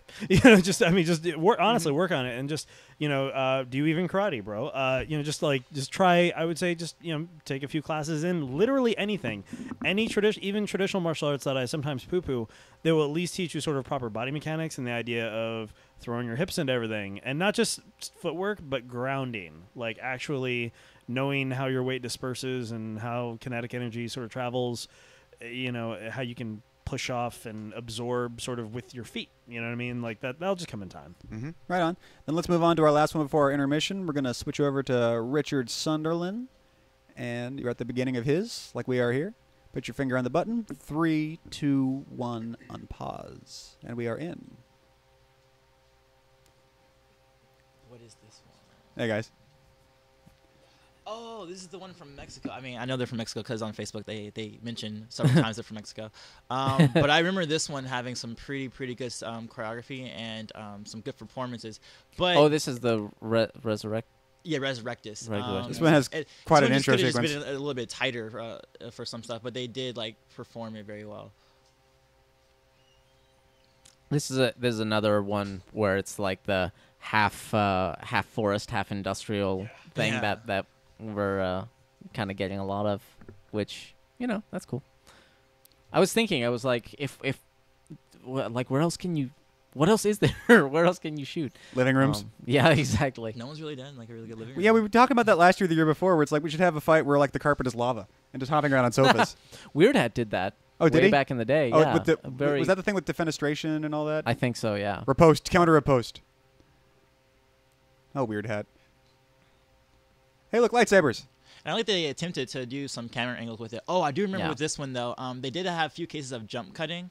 When you are shooting, there's angles, 45-degree angles you're supposed to change from each shot so it doesn't jump. For instance, you guys, a few times you'll only cut out slightly, the vocal length of your lens would be slightly different, in which case it would look like a jump cut rather than it being an actual separate cut. So just watch out for that, because you guys did attempt to get different camera angles and do a little bit of editing, but it just was and there's some line jumping too with the 180 rule and all that, but they attempted. That's what's good. They made the effort. I just want to give a quick little kind of dissertation on the subject of kicks. If you're in the middle of a lightsaber fight, and regardless of where your sticks are, if you throw a kick, particularly a round kick, I know it's safer in choreography to target the gentleman's back. But a round kick to the back, I actually teach if you don't have time to get your hands up to block a round kick to your body, take it on your back because it doesn't hurt. It just, you know what I mean? It's just little things like that. Also, there's the whole subject of if your foot is suddenly in the path of my lightsaber, it should be chopped off. It's just be very mindful of when you go hand to hand on this. This and one other entry kind of did that. There's other things going on here too, but that's kind of one of my bigger notes is just know when to go close quarter and when not to. The performances here are certainly not the worst, but not the best. And I think they're what they're doing well is that there's good enthusiasm in it, and and they are moving around a lot, which is sort of one of the fundamental things to when people are kind of learning that they go, oh, okay, yeah, keep it moving and everything like that, and they're actually quite good with a lot of the speed involved in these things. I don't feel a tremendous amount of waiting most of the time, and now we're doing grappling hand to hand stuff, so it's but earlier speaking mainly about just the choreography itself. I could buy a lot of it. I think there are a number of situations where there could be better angles for what they're doing that would probably sort of show it off a little better. But it's not the worst. Oh yeah, okay. So now he's got the short ones, and I like these things. This stuff is this is my favorite part of this entry, and things get quicker and things get more unusual because this is, you know, we're very accustomed to the sort of stale dynamic of typical lightsabers, and so this was just very refreshing to me. And look at how quick he's going. Exactly. I mean, it's very busy. It's very active. I've long advocated that shorter stick styles, specifically like the. Like a scream, I do Doce Paras Eskrima. There, any of the Filipino styles where it's shorter weapons lend itself so well to lightsabers because it's every twirl has a purpose. Like, I mean, that's how you generate power on those shorter weapons, and like you need to twirl it really fast. And once you get into this business, I would love to see them push it even farther. He's doing open chamber 8 counts, and it looks great. And just do more of it. I think the only problem is that. There's a bit too much X blocking, like 2 sticks to block the one saber, and practically that doesn't work. The whole point of a short one is that you can parry and strike, in combination, and really it's only in the service of lengthening this fight as opposed to anything else. So good work on that. Just push it further next time. And honestly, if you really want to get crazy with it, have 2 people in sticks go at it because holy crap, you'll get some real speed going. Cool. And that was our last one here before the intermission. Anyone got any overriding comments on those guys? That was another one like some of the examples we have with the builds, and I feel like I like it better by the end than at the beginning. I think once they pulled out those 2 short ones, you know, the sort of the creativity was automatically upped, but as were incidentally the sort of performance and speed and all that kind of stuff. And I wasn't as bothered by the camera angles. No, the camera angles. In that angle. The camera angles got a lot more interesting and really started to show off the choreography a lot better, whereas before, when it was just saber on saber, it was very, very simple, like camera here, and 2 shot. You know. Yeah, they definitely got better, and I think if they just continue doing this, even when they're practicing, I would suggest whoever the camera guy is that when they're doing their choreography, see it from different angles. Yeah. And then see, hey, I like how this strike looks from this angle, or I like how this strike, and then from that point, you know. Start building out your fight that way. Because as we discussed before, that's part of how you build the choreography. Yeah. Exactly. Awesome. In that case, what do you guys say we take a 20-minute break so we can all pee, grab some food, and come back and do the second half of this? Been going for about an hour and a half. All right. About an hour and a half left. All right. In that case, you guys, then we will see you at about 1:50 on this clock. Later.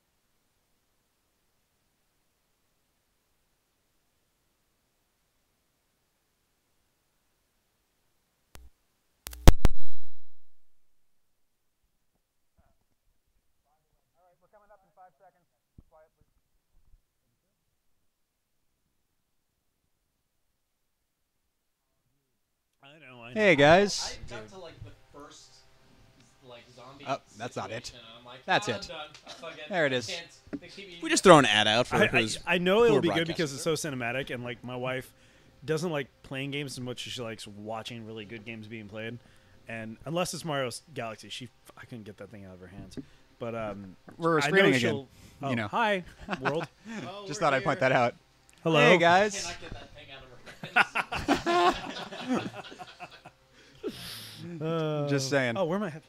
Got to find the headphones. Welcome back. Did you guys have fun? That's we were probably gonna go part of the get. reason why I was I gonna didn't- go get us pizzas to eat, but then I got there and they didn't have pizzas, so I came back with 7 Lunchables boxes. Right. We've all had like little fake circles of ham and Capri Sun. So this is the best mood I've been in months. We get nap time after this. I didn't get to He eat my got his Butterfinger. MSG. I'm gonna save my Butterfinger for when I don't have to talk. Anyway, so we're back. Welcome back, everyone. We did it.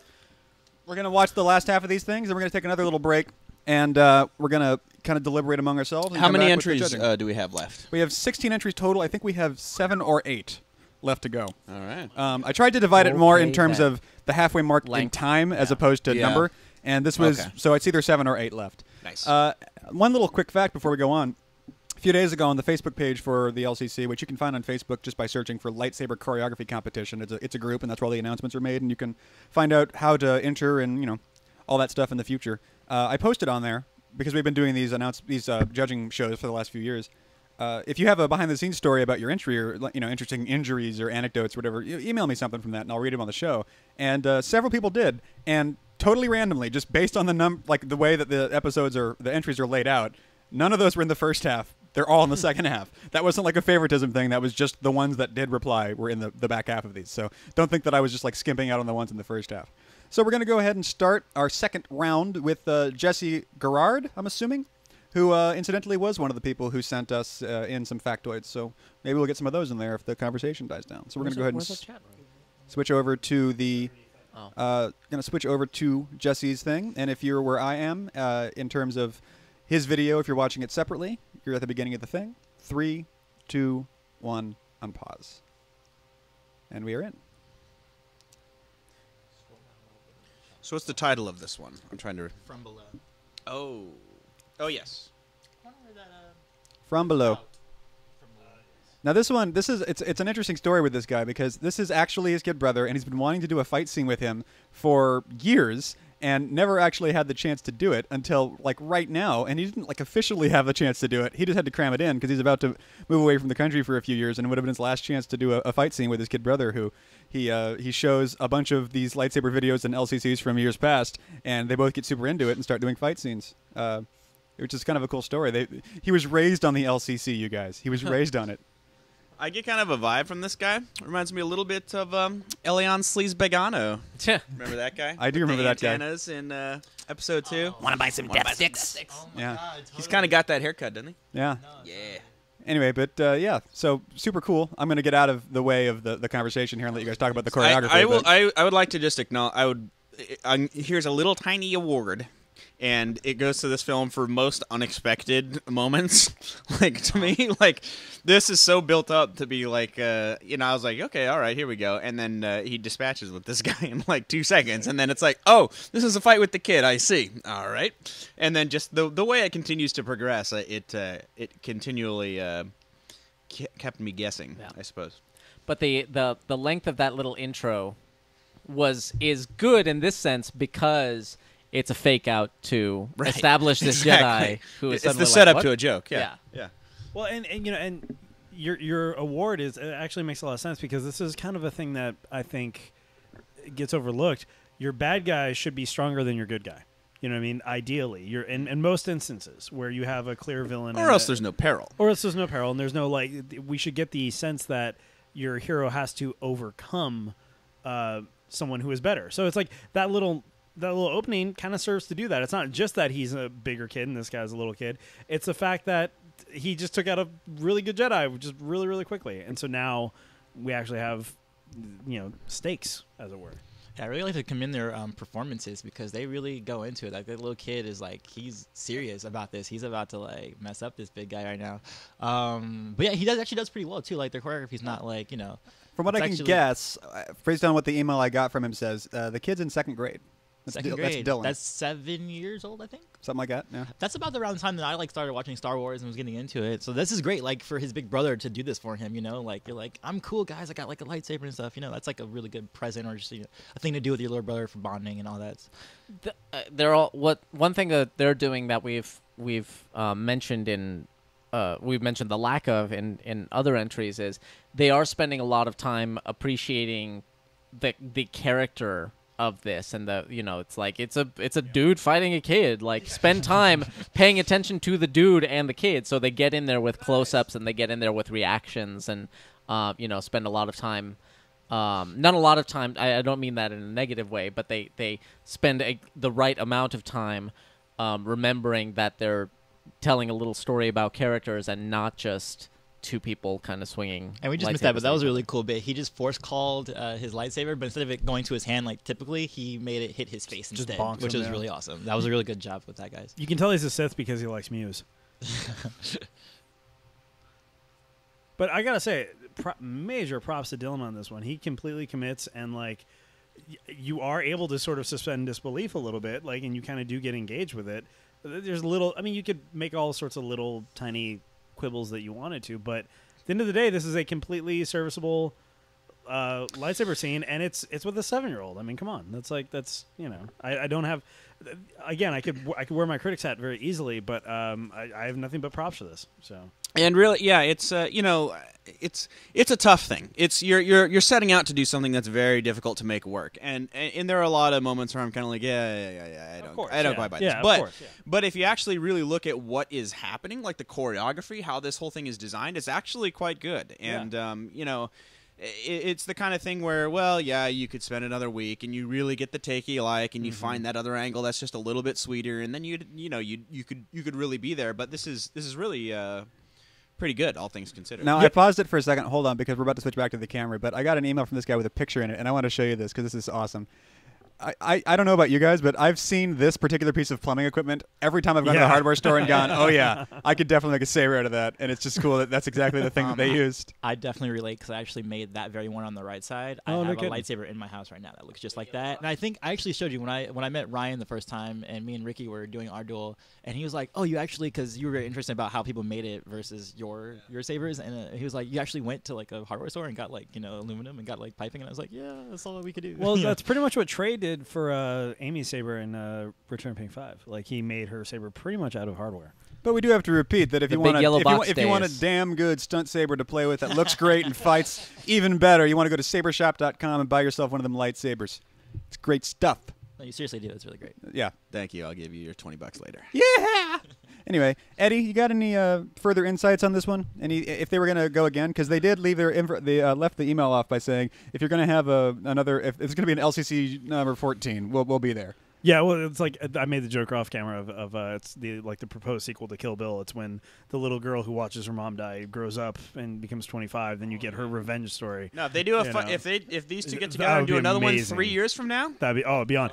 No, I mean the only criticism I have is just the inherent criticism you will get from a full-sized man fighting a 7-year-old. Like, it's just it's a criticism comes from that tree. It's just fruit of that tree where it's just like, well, you can't sell it because you can't legit land shots on a 7-year-old without authorities coming. I mean, that's there's things It'd be like an asteroid strike. There's just things inherent to that you're going to have to get around. Obviously, the hand bit doesn't really work, but again, like it's all weighted against the fact that it's a 7-year-old doing all that. Yeah, I couldn't have as done far that as I'm crap concerned, a 7-year-old. Dylan is a little superhero. Yeah, no, that's what I'm saying. It's like any criticism I have is sort of under the shadow of, but it's a 7-year-old. You know what I mean? So nothing but props, and just when 7 years old you reach. I think any criticism I have is something stuff that they're probably already aware of, and it's just everything inherent to that. So it's just, but good job, great job, guys. We are applauding this overall. It's coming out positive. Yes. Well done, y'all. So let's move on. Well, I'm sorry. I'll just say,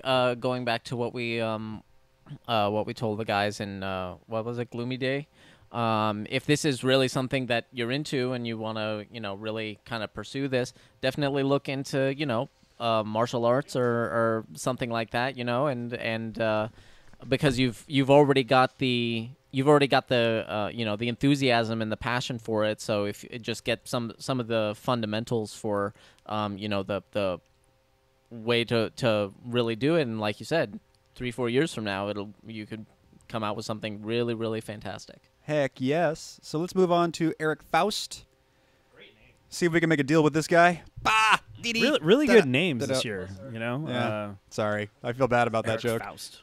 Speaking of which, it should have just been him making the deal with whatever. Anyway, we're at the beginning of Erik Faust video. 3, 2, 1. History jokes. Literature jokes. Hailing from parts unknown, Erik Faust. This is the guy's duel, by the way. The guy's duel. This ain't your mama's duel. Finally, a duel from my generation. I'm trying. Oh yeah, because this does take a minute to kind of ramp up, if I remember correctly. You know how many mosquitoes it takes to screw in a light bulb? All right, so 2, but I don't know how they got in there. This is one that definitely is, taking a lot of opportunities to make jokes. It's a comedy duel. You know, it's like it's fine. You know, and I feel like there's a number of sort of the gags that kind of just they hang a little long, or they're not quite perfectly as clear as they could be, which is I appreciate the attempt at the levity and the approaching it not just straight and serious and all that stuff. So I would just say my comedy or my editing notes certainly apply to comedy as well. A lot of your comedic beats land better with some, a hell of a lot better with certain editing. I mean, a lot of when I interview for jobs, a huge part of it is there's comedy in this, and there's certainly a way to edit for comedy. And again, just take some air out of some certain areas. I think your jokes will land a lot stronger. So I've always maintained editing is not knowing how to edit is not knowing how to operate the box. It's a skill into itself, and it's not just knowing what buttons to push and what things to hit. It's like anything else. Anybody can work a sewing machine. Very few people can sew. So. And unlike Eddie, I'm an amateur editor. I would like to be an editor after I graduate from college. But I've read a lot of books, and in one of my books, they said that you should sit your person down with your project, whoever you want your audience to be, and then wait for them. Don't watch your video, but watch them.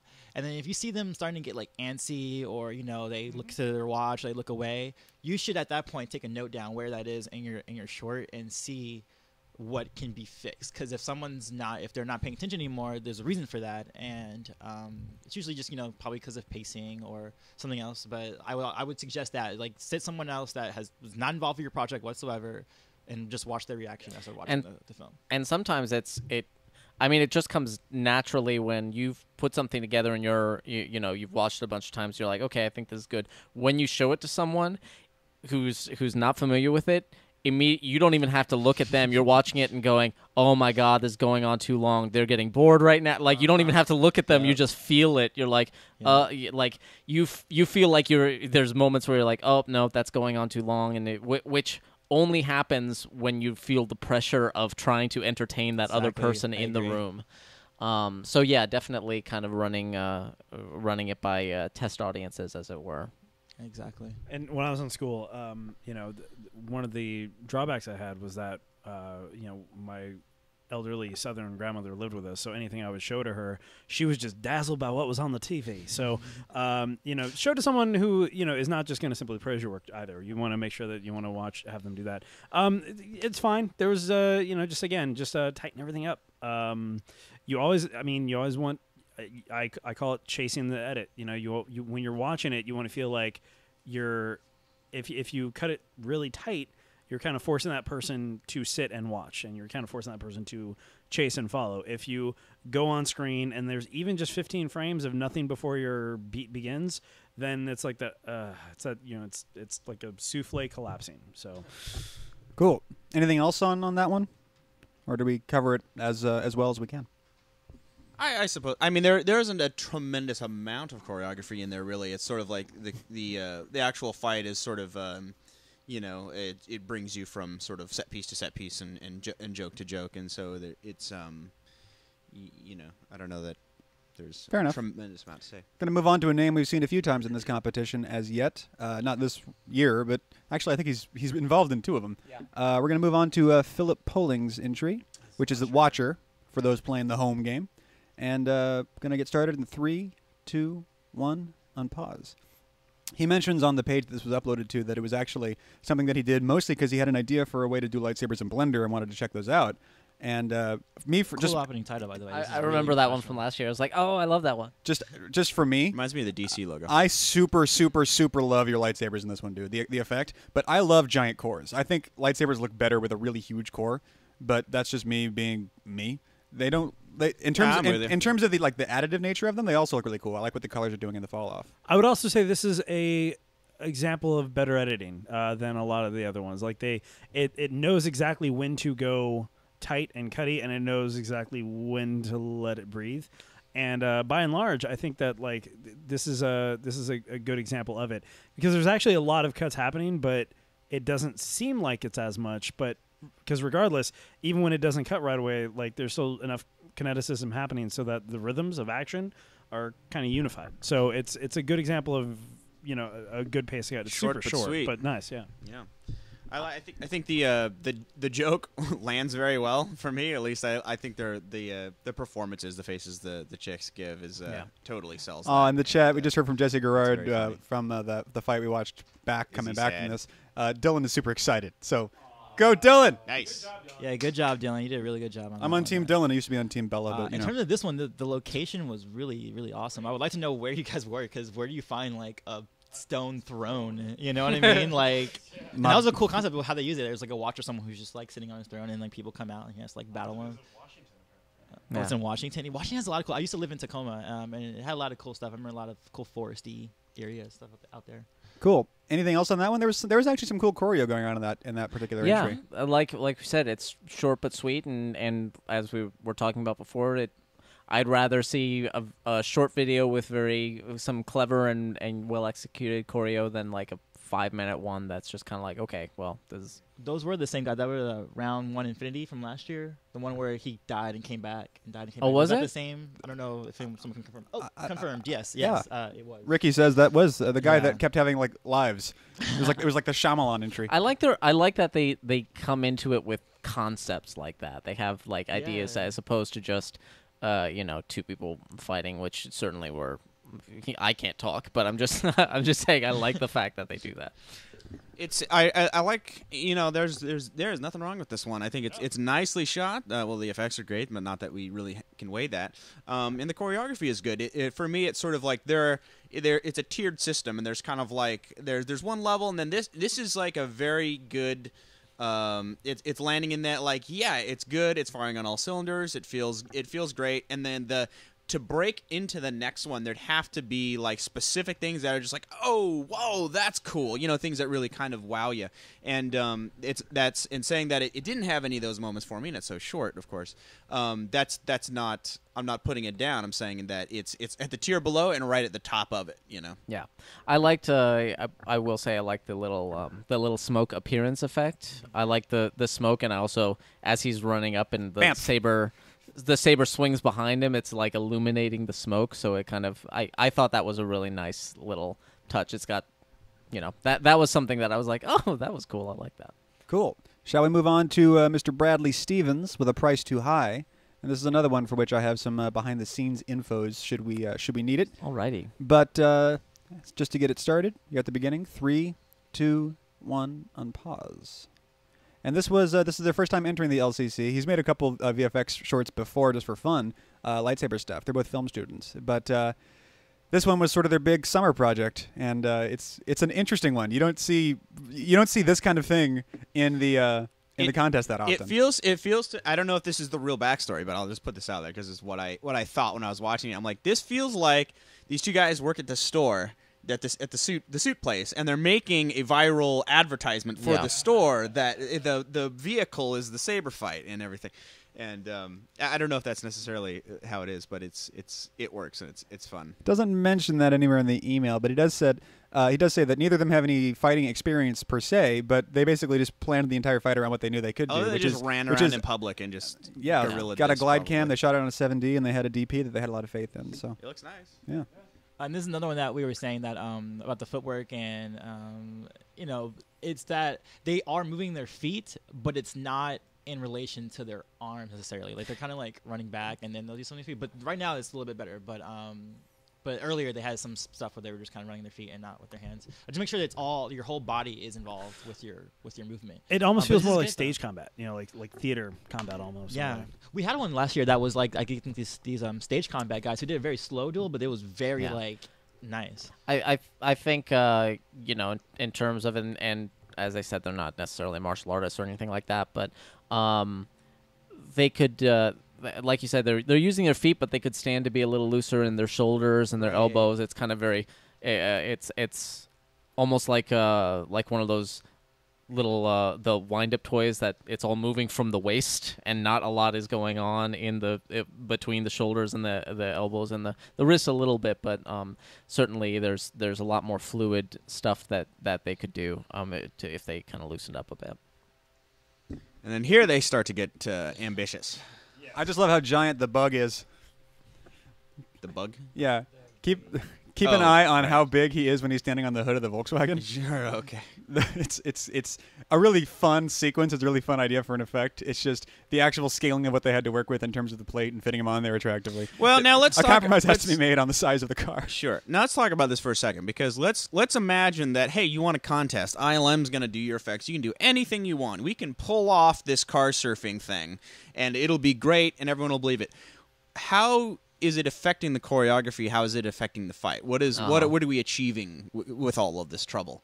And for me, it's sort of like, well, you just sort of limited your you can't really move relative to each other. I guess it's more perilous because you're surfing on the hood of a Volkswagen, but at the same time, you're also having a laser sword swung at your head, which is probably the more perilous of the two. So we'll tell that to George, having them float around on little things in Revenge of the Sith. I am right now. I mean, well, it's sort of like it's all a very spectacular surrounding and environment, but I don't feel that it necessarily. It doesn't earn you much. It doesn't buy you much. I mean, now they're actually constrained to having to be in close quarters, and that's kind of a thing. You can work with that, but I think they're going just for the fun of it. The sort of to mix it up, to have it just be more interesting in its surroundings and all that kind of thing. Yeah, it seems like it was born out of a drunken conversation of like, we should lightsaber fight while Ghost riding the whip, and then indeed they did. By the way, this corn thing was a last-minute thing. They shot this all in 1 hour on the last day. This is absolutely They're like, great. we should shoot in the corn, and this was all in the last hour. Although I'm sure it's probably easy to find somebody in a cornfield with the giant glowy thing strapped to their hands. But no, I mean, Ryan's absolutely right. It doesn't earn you much, but it's almost one of those things where it's like, well, we can now, I guess. Should we try? I mean, it's... it doesn't earn much in terms of choreography, but I think more in terms of making a short film and having a fun bit of business and a set piece. It's fine. Yeah. But course. In terms of the context of this choreography contest, I'm giving it the critical. No, you're right. You're right, but you're absolutely right, though. You're not wrong. Yeah, if they had used that more because nobody's driving these cars, so I mean, obviously you couldn't really do. Sure. But if you got more of a force sense, driving, they're force driving. But if you got more of a sense of one of them, if they're force driving, okay, one of them got distracted. He had to dodge a thing, and he couldn't concentrate on the car, so the car swerves a little bit, and stuff like that. Just because, like you said, once there you go. There are these shots from the shots from below where. Or when we're not in the wide shot, we're kind of punched in on them, and they're clearly not moving at all. Which obviously is probably the way you would shoot it, but just give a little sense that they're swerving around. Use that in the choreography a little bit, because as it is, like you said, they might as well just have been standing on the ground. Make the fact that it's uneven and unstable like a new quality of the fight. I don't know, something cool. Anything else on this one? You want to move forward? Fine job, people. Yeah, good job. Onward. All these entries with no credit roll are screwing me up. It's killing me. Did I screw up our thing? I just hit it with my mouse. No. Okay, we're fine. But the lack of credit roll is you guys in suits. Anyway, we're going to move on to Maxwell Swet here. This is loyalty, if I recall correctly. You're at the beginning of the entry. 3, 2, 1, unpause. Okay. So I cannot count how many times I have seen this on Maxwell two hands. Because I enjoyed it that much. Just watched it a million times, huh? Spoiler alert. No, there's polling again. Spoiler, but this was by far like my favorite entry this year. It's gorgeous. It's cool. Yeah, it has every element that we were talking about. Like, it's got good camera work. It's got fantastic editing. It's got solid choreo. It's just like firing on all cylinders on this one. This is exactly what I'm talking about when I say build your choreography from the inside out. Figure out who's in it. figure out what the characters are, figure out what you're trying to say, let your moveset, let your blocking, let your pacing stem from that. And this is the gold standard in my mind of doing this. Yeah, absolutely. Everything that we've it's like an answer to our conversation thus far. Exactly. Yeah. Everything we've talked about in terms of there's just enough intro in this to establish the story and establish who these characters are and why they're fighting, and more importantly, aside from the production value, which is great, and the camera work and editing and everything comes together, but just on a pure choreography level, everything that they set up with these characters plays out in the choreography. You see that the Jedi guy doesn't want to kill; he only wants to defend himself, and in particular, he is trying in some ways to protect the girl. She's not as good, and she's also hesitant. The other guy is actually trying to kill him, and there's so much going on, and it all reads. And it's all like, there are several different distinct stages where there are different motivations and different people and different sort of fighting styles. And it's all very economic, and everything is in there very tight and working. And the bits where all three of them are fighting at once, there's no waiting. There's no sense of any of that. It is all, it's like you said, it's like the House of Cards, but it stands completely. Like every moment hits, and you can tell they really. And here's the first change. It goes from when she's down. He's like, all right, let's get to business. Then it's on. I'm let's get on. He goes much faster when he fights the Sith. Just on his own, yeah. Yeah, just on his own, and he fights with more like tenacity. And more specifically, like his weapon, that sort of light naginata. Amazing weapon, by the way. Great, but if you notice it, when he goes into the close quarter combats, he understands the range of it so well. And that whenever he does any sort of grappling sequence with it, it completely makes sense in terms of actual combat. There's no waiting, there's no pause. Also, earlier when he's fighting her, he'll wrap her with the butt end of it because he goes out of his way to do that, which again goes back to the character, goes back to the story, goes back to everything else. The one-on-one bits there were some of my favorites in there because every move was just note perfect. It was a perfect flow. It was a perfect pace. And, when he gets that behind the back arm trap segment, I really dug that. And by this point, not only that, this is a perfect pause in action. We're getting our story, we're getting our emotion, but also we get a break from the fight so that when we resume again, it's like, oh hell, we're in second gear now, and then it just, we're ready for it. It's a bridge, and then you go to a key change. And by the way, like all of them, certainly her especially, totally pulling off these performances. And by the way, entirely, I'll have to tell you a lot. This close up on her as she's like struggling with the decision. I totally agree with the performances. By the way, entirely 80-yard. Which is crazy. Yeah. Well nice. done, y'all. That's Good. tricky. Also, here in a second, when he gets the saber away from him and punches him in the face, he accidentally hit him in the forehead pretty hard, leaving a bloody gash. No, but again, and good. I'd rather things like that not necessarily happen, but if you notice, now the fight takes on a whole new dimension. It does. And what I was saying earlier about now he's trying to kill this guy. Yeah, and not only that, but just it's a little slobbery, but it's also power cleaves to break that guy's defense down. He's trying to kill him, not just kill him, but kill him as fast as possible. He's really trying to get at him, so his moveset changes. And his character is changing, and therefore his fighting is changing. Yeah, and in the performance too, because after he kills him right now, after they do the close up on her and then back on him, you'll see him drop the saber and go like, "Whoa, what did I just do?" Because that's like a big thing with Jedi is that they're not supposed to kill, but he let himself go because, with these hands. Yeah, he's like, but then he's right back on her too. Exactly, which is just like everything, and then also just like a little nerdy thing. As you've noticed, like there's some color changes in terms of lightsabers throughout the fight. Starts out with him. He's got the blue one. Yeah, and he's got the red one. The girl has the purple one, which is a mix of blue and red. And then when he's about to like go ape shit on him, he has his red saber, and like that was a nice touch that you guys did from like a. I also like on an effects. Level. The way the lightsabers show up? I like the way that they ignite. They start off thin and then fill out as they come like out. Little lasers. Yeah. I like that I look like a lot. that little touch. Great job, you guys. And apparently 2 of those sabers were rotoed in Blender and one was rotoed in After Effects. So, Blender, you guys, great job. Well, I don't know why I'm still rotoed. I don't know if it might have just done the cores, applied, but just in general, between this and actually like my day job, which is also VFX, Blender has like come along. Blender used to be a thing that like only us guys knew about because it was the 3D software that was free 10 years ago and impossible to learn, and it didn't do anything particularly well, and it's gone from being that to being like this powerhouse effects program that's totally free, still open source and free. easier to learn. Not the easiest thing in the world to learn. And it's like the sims and stuff get used in actual like pipeline effects, and apparently it can do lightsabers now, and go Blender. I'm so excited on behalf of this freeware program that I've known about forever. I don't know why. He says it was rotored in there, glows in AE. Yeah. There you go. So in the chat room, thank you. But yeah, overall,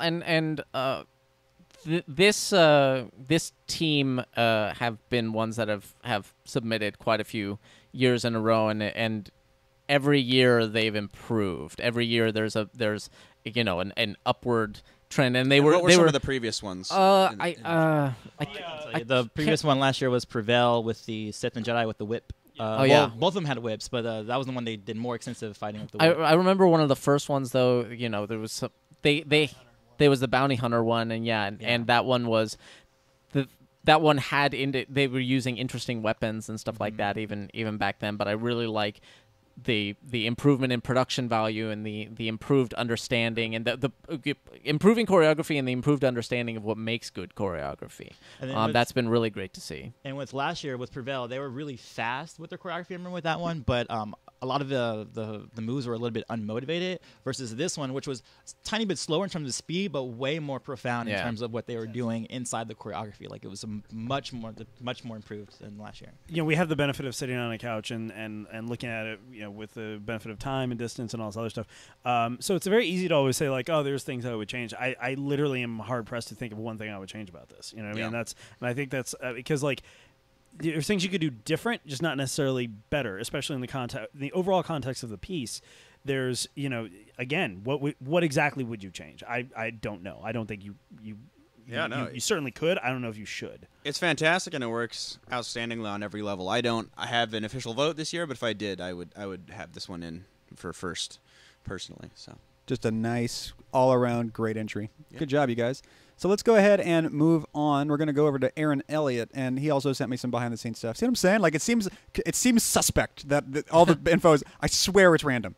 Anyway, speaking of other things that are less than perfectly fair seeming, apparently last year when I was emailed all of these things, so I build all the graphics and all this stuff for the show. I get them from Juan, who runs the LCC in terms of making the rules and accepting all the entries and stuff like that. And he sends me the names, and I put the names on the videos, and that's how that all works. Apparently, Eric Whiteley's name appeared on 2, Ferocity and Slice, and that's how it came to me. But the Aaron Elliott side of the team did more on Slice than Whiteley did, and it should have been his name then, too. And it was a good fight. This is the same team again, coming in for another year of lightsaber choreography competition fighting. So let's get to the beginning of his video. 3, 2, 1, unpause. Sorry, Aaron. Didn't mean to do that last year. My bad.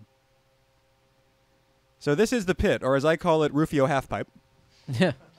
Which, by the way, clever way to use a location, like right in the middle of a skate park. It works really well for their gladiator barbarian type thing. I didn't get that was what was going on until they threw the next. They throw the. Yeah, that's is actually when it clicked for me too. Yeah, this is actually which is great. It's sort of like it's cool. It's a cool location. They're doing stuff, and then when they throw the other guy in, you're like, oh, I see what's going on here, and it's a nice little bit of. It's a good example of the whole visual storytelling things. Like nobody says anything, but suddenly you understand what's going on. Yeah, and actually that's an artifact of the deadline because this is part of a larger film, and they didn't include parts of the storytelling that would have indicated that at the beginning and other parts like that. Like there are some things he says that are jarring in this that are simply we didn't have time to do that for this version of the fight. My big thing is, and I noticed in some of the notes they're saying like they're gonna finish this after we kind of give some critiques. I would say do not this early in a fight have a guy take a saber to the leg because then he has to then sell it for the rest of the time, and I don't think a guy is going to be throwing high kick. By the way, I like your leg trapping. It's kind of a lost art in some of the older kung fu stuff, but leg trapping is always fun when done right.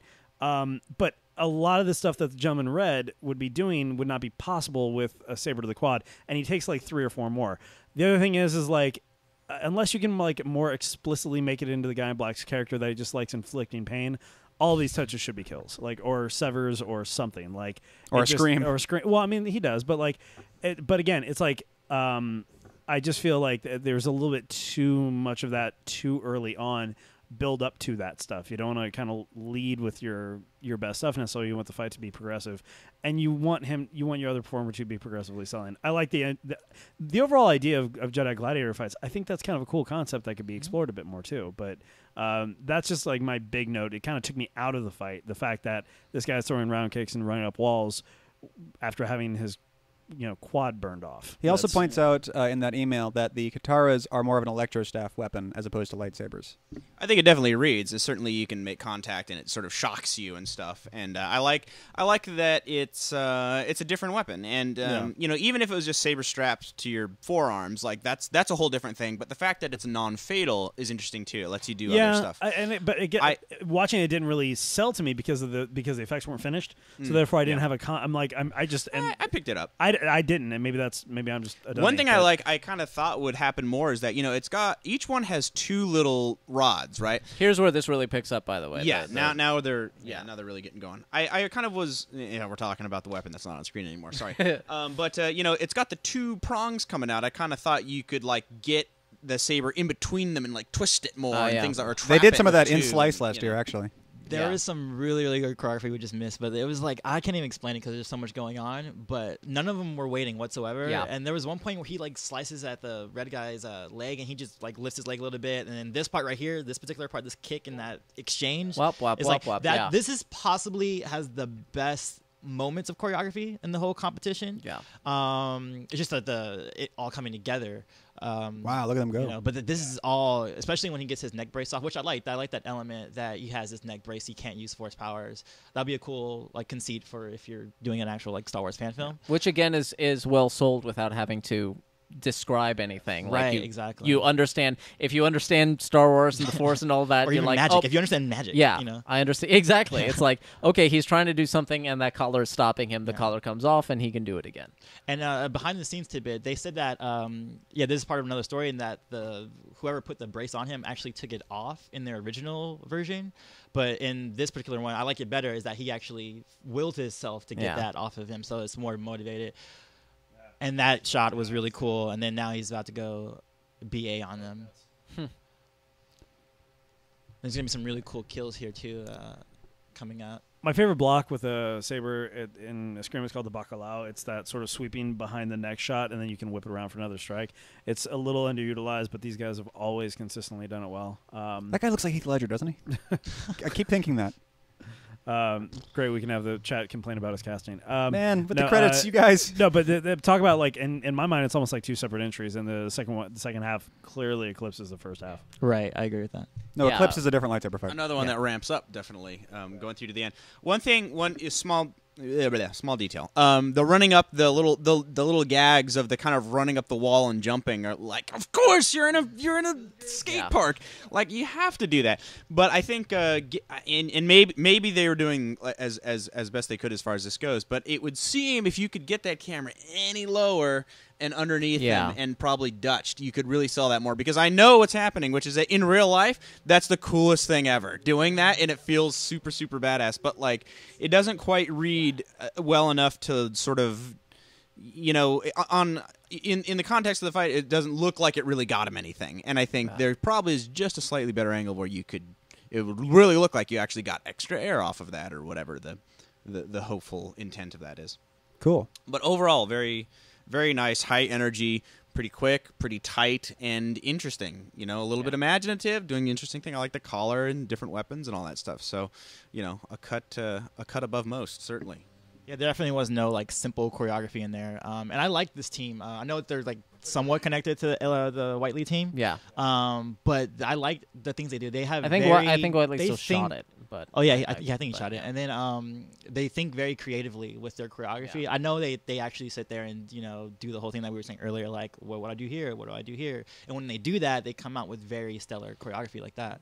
Yeah, I always enjoy their entries. Definitely. Yeah, it's never simplistic ever.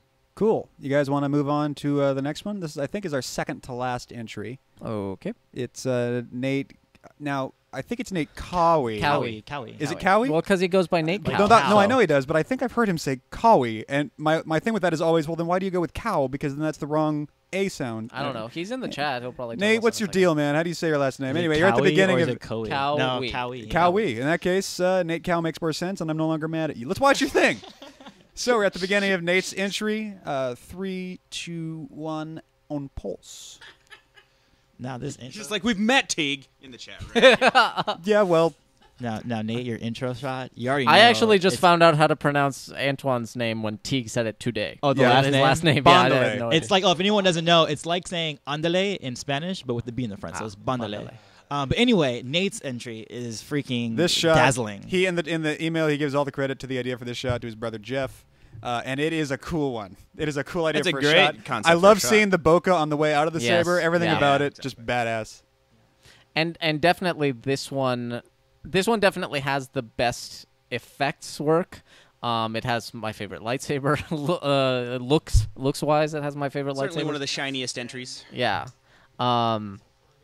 And some lovely moments of like the moment with the floating saber that we're going to get. This right here, though, this haven't moment seen that was before. unclear to me when I first watched it because, he cuts the saber Absolutely. and then he flips around and he's got a blue one. But, Yeah. the idea is he had that one secretly and pulled it out at the last second to surprise him. And that didn't quite read This to one, me. I would say that, you know. I mean, this one's nice. It was, as I understand it, shot on Scarlet. Yes. Yes, it is. And yeah, so they're taking advantage of the very pretty image that you can get out of that.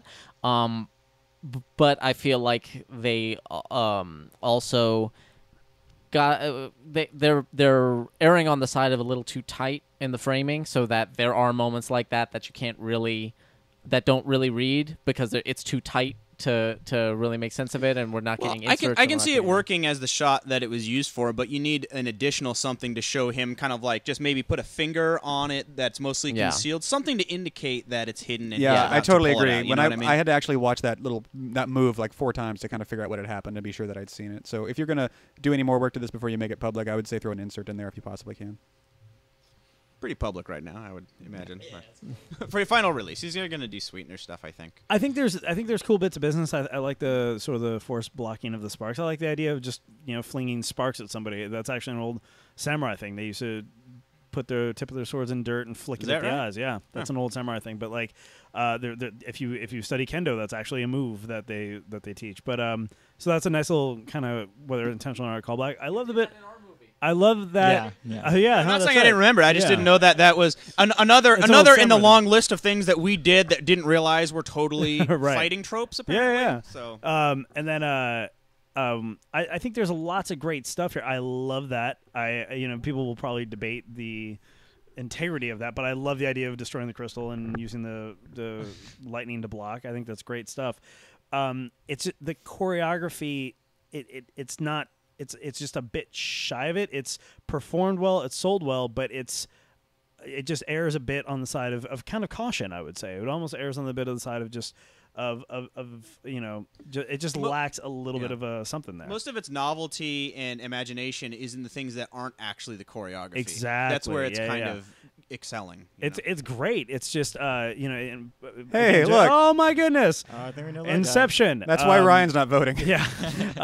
In terms of pure choreography, it's it doesn't it's not quite there with like a pit or a loyalty or some of the other entries that are a bit more geared specifically towards choreography. Again, if this was a short film competition, this would be oh my god, but it as a short film it completely works and it's beautiful to look at and the effects work is great and everything Mike said. It just from choreography it's lacking a little bit. It's at a 7. Is it intensity? Intensity of performance is there. I would just say evolution, like how the fight kind of ramps up. It just I almost wanted like just a bit more. I wanted like one more beat. But go it's ahead, much Anthony. like how you were saying with the Romeo fight, how it was kind of like one level. It was kind of similar here too. There wasn't much ramping. Well, it's also in a similar way as Ryan was saying with the comedy fight. I can't remember what the name of it was, but the guys' duel.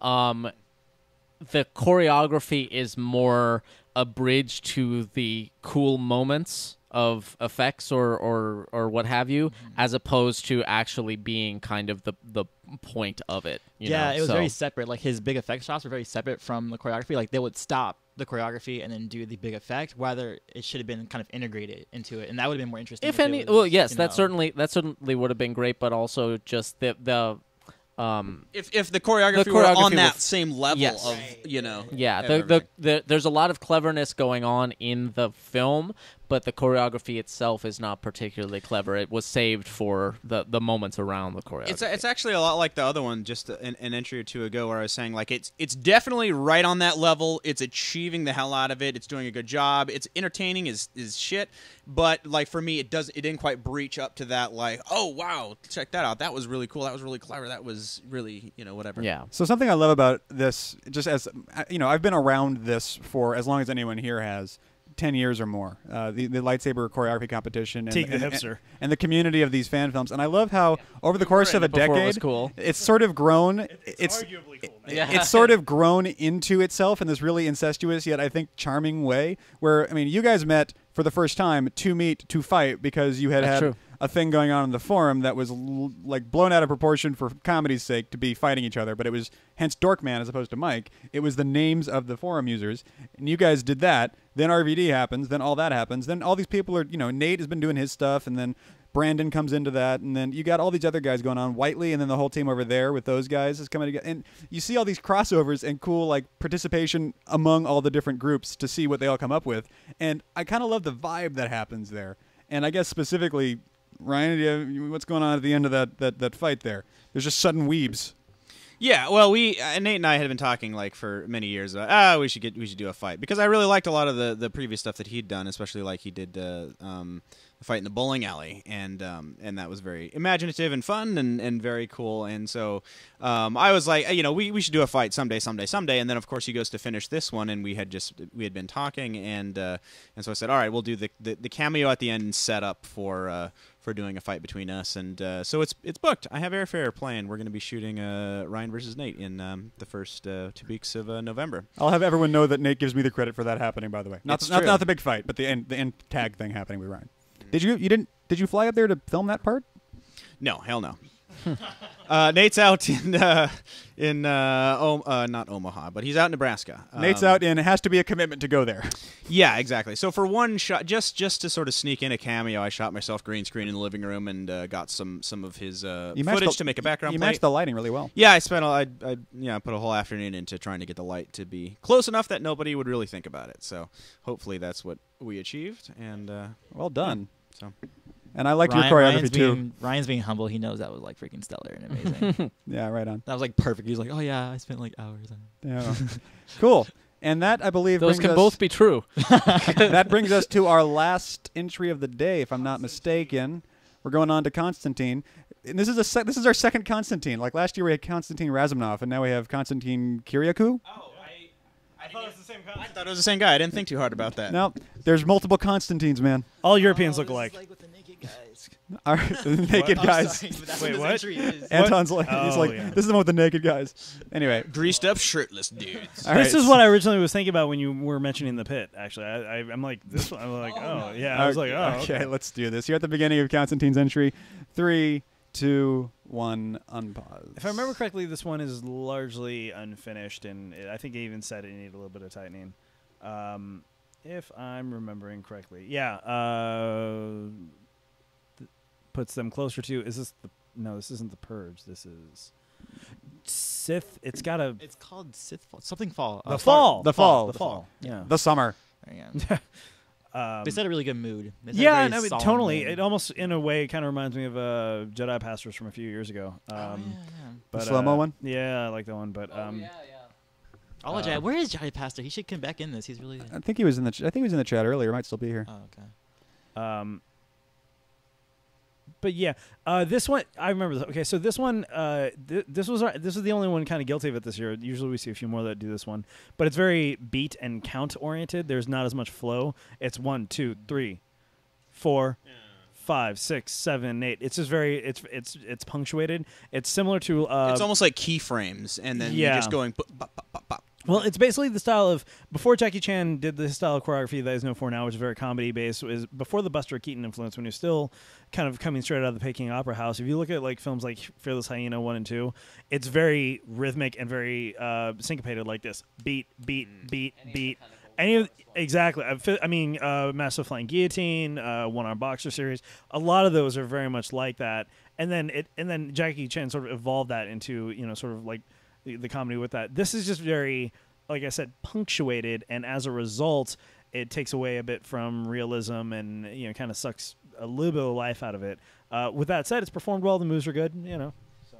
I think, I mean, obviously these guys are really athletic, and that would be clear even if they were wearing clothes, I think. But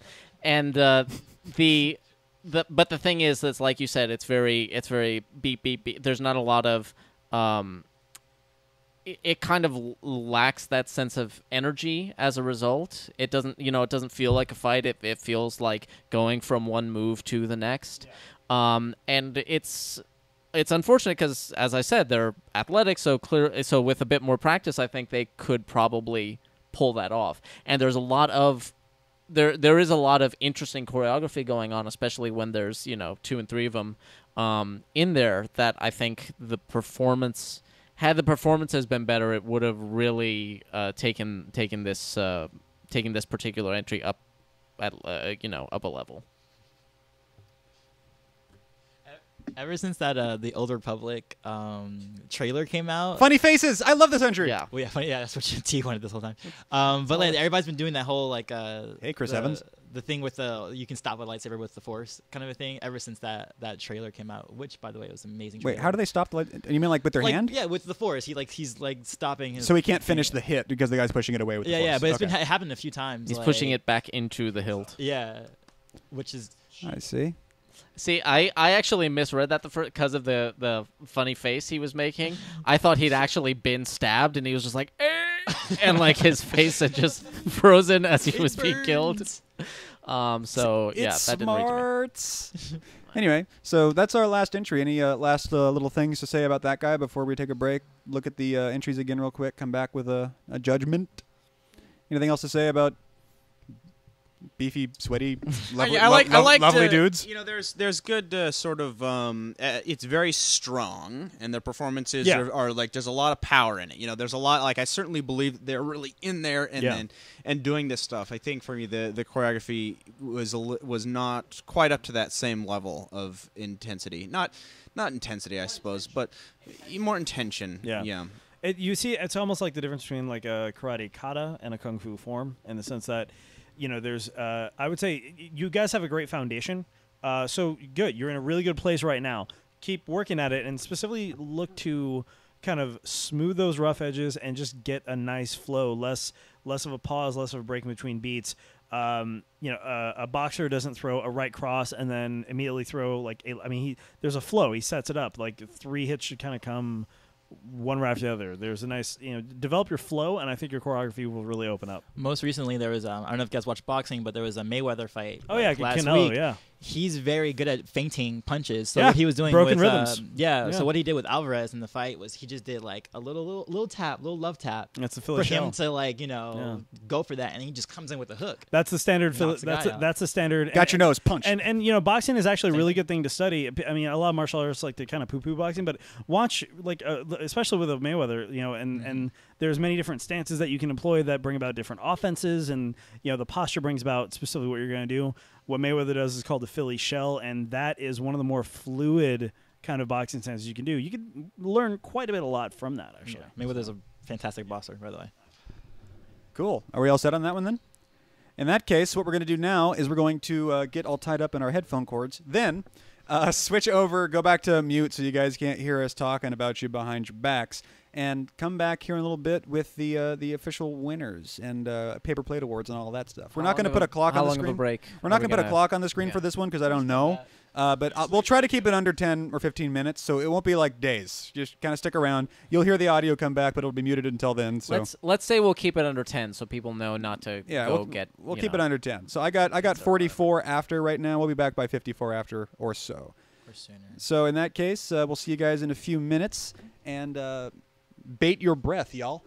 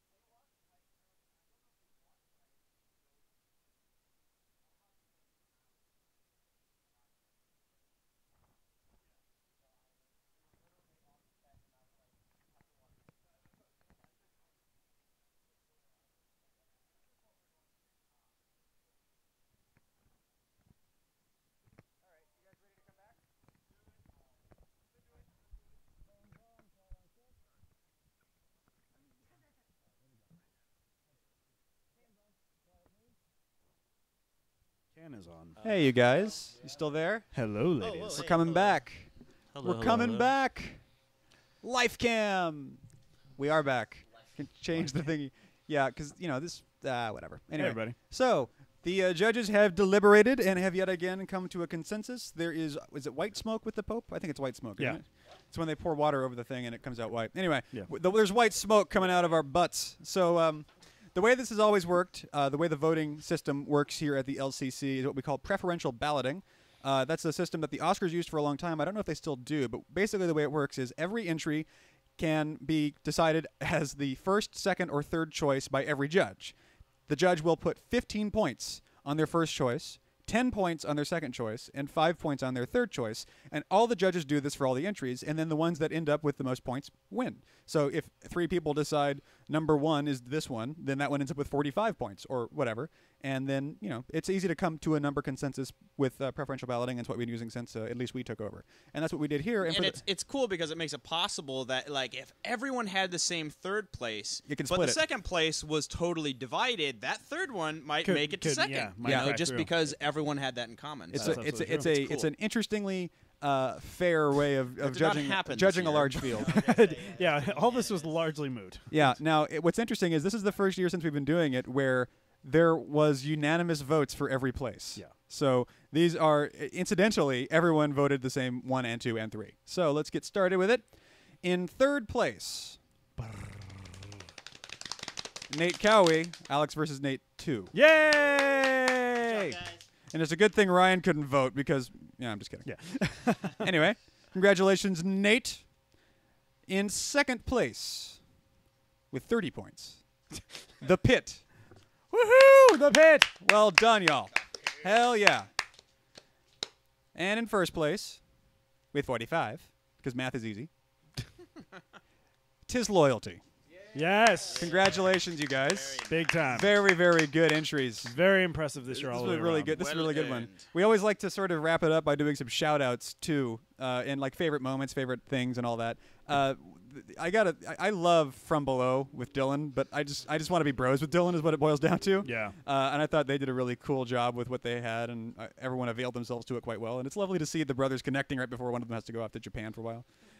It's just cool. It makes me happy to know that this competition has been a part of your like brotherhood charmness, and that's super cool. Maybe just because it's super flattering, but in any case, I loved From Below, so I want to throw a shout out to that one. Do you guys got anything? Getting all misty-eyed. Getting all misty-eyed, man. I should have worn my Muse shirt. I kind of brought it up in the while we were deliberating, but I mean, even though we kind of criticized it for just being a segment, not really having a flow, and kind of being at 7, the Romeo and Juliet, I just applaud just the notion of it and just the commitment to that. And it didn't, for whatever reason, while I was watching it, never once I think like, oh, Shakespeare with lightsaber. Like, I was invested. You know, it's like I encourage that sort of creativity, and I applaud it, and I would say keep going. And watch next year we get Midsummer's Night Dream with lightsabers and The Tempest with lightsabers and all this other stuff. I vote much. It actually reminded me of I can't remember what it was called, but back in the old days when they did the Princess Bride fight with lightsabers. I remember that. The Clay Cronk one, yeah. Oh, Clay Cronk. There's a name I've not heard in a long time. Wouldn't it be? That guy got me into lightsabers. Yeah. Wouldn't it be crazy if he showed up and did an entry? Or Daryl Finley. And I'd be interested if he showed up anywhere at any time and heard what happened to him. Yeah, that's true. I guess I haven't looked into it, but yeah. I remember Daryl Finley, too, from those early tutorials. And then, let's see, what else was cool. Holocron, like I mentioned, I love that. I thought Holocron was awesome. I was a big fan of Holocron just as a short. But that moment with the blaster bullet going back and forth between the sabers was the only time watching all of his entries the other day that I went, whoa! And that was super cool. Not only was that a great visual moment, but I also did like I really liked their performances too, because both of them went, "What the fuck?" Like both of them were like, "Whoa!" So that just happened. Yeah, didn't think I'd ever live to see that. Yeah, that's crazy. So yeah, I would just for our winner for Max Swet in loyalty, that was I remember like I think this is the 4th year we've been doing this. But Ryan already mentioned it, so I'm really just kind of repeating something I already said, but. in terms of like every year there being a progression, and I don't want to be so arrogant as to suggest like he took our suggestions every year, but he obviously learned every year, and anytime there was a gap in something, he always filled it, and I think he's really kind of come to a point, and I just if this is what he can do this year, and he's on that same rate of growth, I really look forward to what he and everybody else does next year. But that's the good thing about these things is that you can they're all online, and the internet is forever, and you can keep going back and studying these things and really getting them to a high place. Overall, the rising tide of entries is just these things are getting real good. Yeah, like this year I noticed like, wow, everything is like, because there's always a couple entries that are like, oh, they just learned how to turn the camera on. But this year was like the first year. It's like everybody's Bradley Stevens too. He had like a short film on his hands. Yeah, I mean these are all like it's a really remarkable age we're living in, and with technology being what it is, and it gets me. It kind of re-energizes me to watch these things again. So. Super cool. I'm kind of going back through these real fast to see if there's anything else we missed. All the funny entries. I like also the Watcher, short and sweet. And the Watcher was cool. Yeah. So that should get a shout out, I think. Yeah. And Justin Mason's guy has really cool flips and stuff. And I still like that backwards shot. I know it's slightly implausible, but it was a cool shot. Anyway, this was like I said, I'm like. Just what the backward shot. I'm okay. The choreography is as I'm watching it. I'm going. Oh, I'm not so huge on the choreography, but hey, a jib. This is awesome. Yeah. Cool. Well, this has been another great year for the LCC. Number 10, LCC number 11. We got to do something about this so we can get the. Can we just say that this was the 10th one so we can do we can 11th, say annual Fine, because annual sounds cooler. Fine. This is the 11th annual Lightsaber Choreography competition. Officially, I will rewrite history. Anyway. Thank you very much for watching. Thanks to our judges, Eddie the Eddie Doty. Hey. Michael Dorkman Scott. Hi. And Antoine Bondelet. Hola. And also for Ryan for consulting and sabershop.coming. Well done, everyone. The first place winner I forgot to mention, I think I said this at the top, you get a shirt if you want a shirt or two. Go to the Friends in Your Head store and pick something and just email friendsinyourhead@gmail.com and I'll hook you up with that shirt and the size you want. Just let me know which ones you want. If you All you have to do is you go on the site, you enter the code LCC winner, but nobody else do that. Yeah. I always love that. There's like codes like for car washes and for Redbox and stuff where you can do that too all the time. That doesn't actually work with our store though because it's just Cafe Press. Anyway, this has been a production of Friends in Your Head, which is usually a podcast network consisting of podcasts like What Are You Doing Movie, previously known as Down in Front, which does commentaries. We're just about to come up on our 200th episode, and they're getting damn good. We are getting properly good at giving commentary. It's gonna be a film. whoopee. So you should check that out. Those of you who are watching live right now, stick around. The same team of people. We're gonna watch Ong Bak right now just to keep the fighting kind of mood. The fighting conversation going. It's on Netflix streaming if you want to watch that. If you're in the future, just go to friendsinyourhead.com, pick an episode at random. I swear they're almost all good. The way you can tell if they're good is if it's after like our 20th or 30th episode. We've been good since then. And then the middle ones were funny sometimes, but we chew on the mic occasionally. It's 4 years ago. Let time pass. And The Intermission is another podcast we do on friendsinyourhead.com, as well as Eddie's show, Documentality, where we talk about editing and documentaries, and more to come. It's a wonderful website. And we also just incidentally, because we're all the Lightsaber guys, started doing this shit a few years ago, and we're happy to keep doing it. So Friends in Your Head for us, LCC for you guys. And until next week, my name is Teague Chrystie. Eddie Doty. Hi, Scott. Uh-oh. Yeah, there I am. Say your name, Antoine man. Vandelay. Ryan Weaver. And this has been friendsinyourhead.com's production of the Lightsaber Choreography Competition 11 judging show. Thank you very much for watching. Good night. Good night. Hooray! Da da da da da da. I was gonna say a fun game to play with our commentaries is you can tell which episodes I'm on are pre nose surgery and after nose surgery. Well, you can hear it sounds like Darth Vader before he has his nose awful. surgery. I had a double deviated septum and all sorts of messed up stuff. And after I'm like half the time on the mic. It was so embarrassing. Yeah. He said and sharks. I think he listens. And sharks. Nice.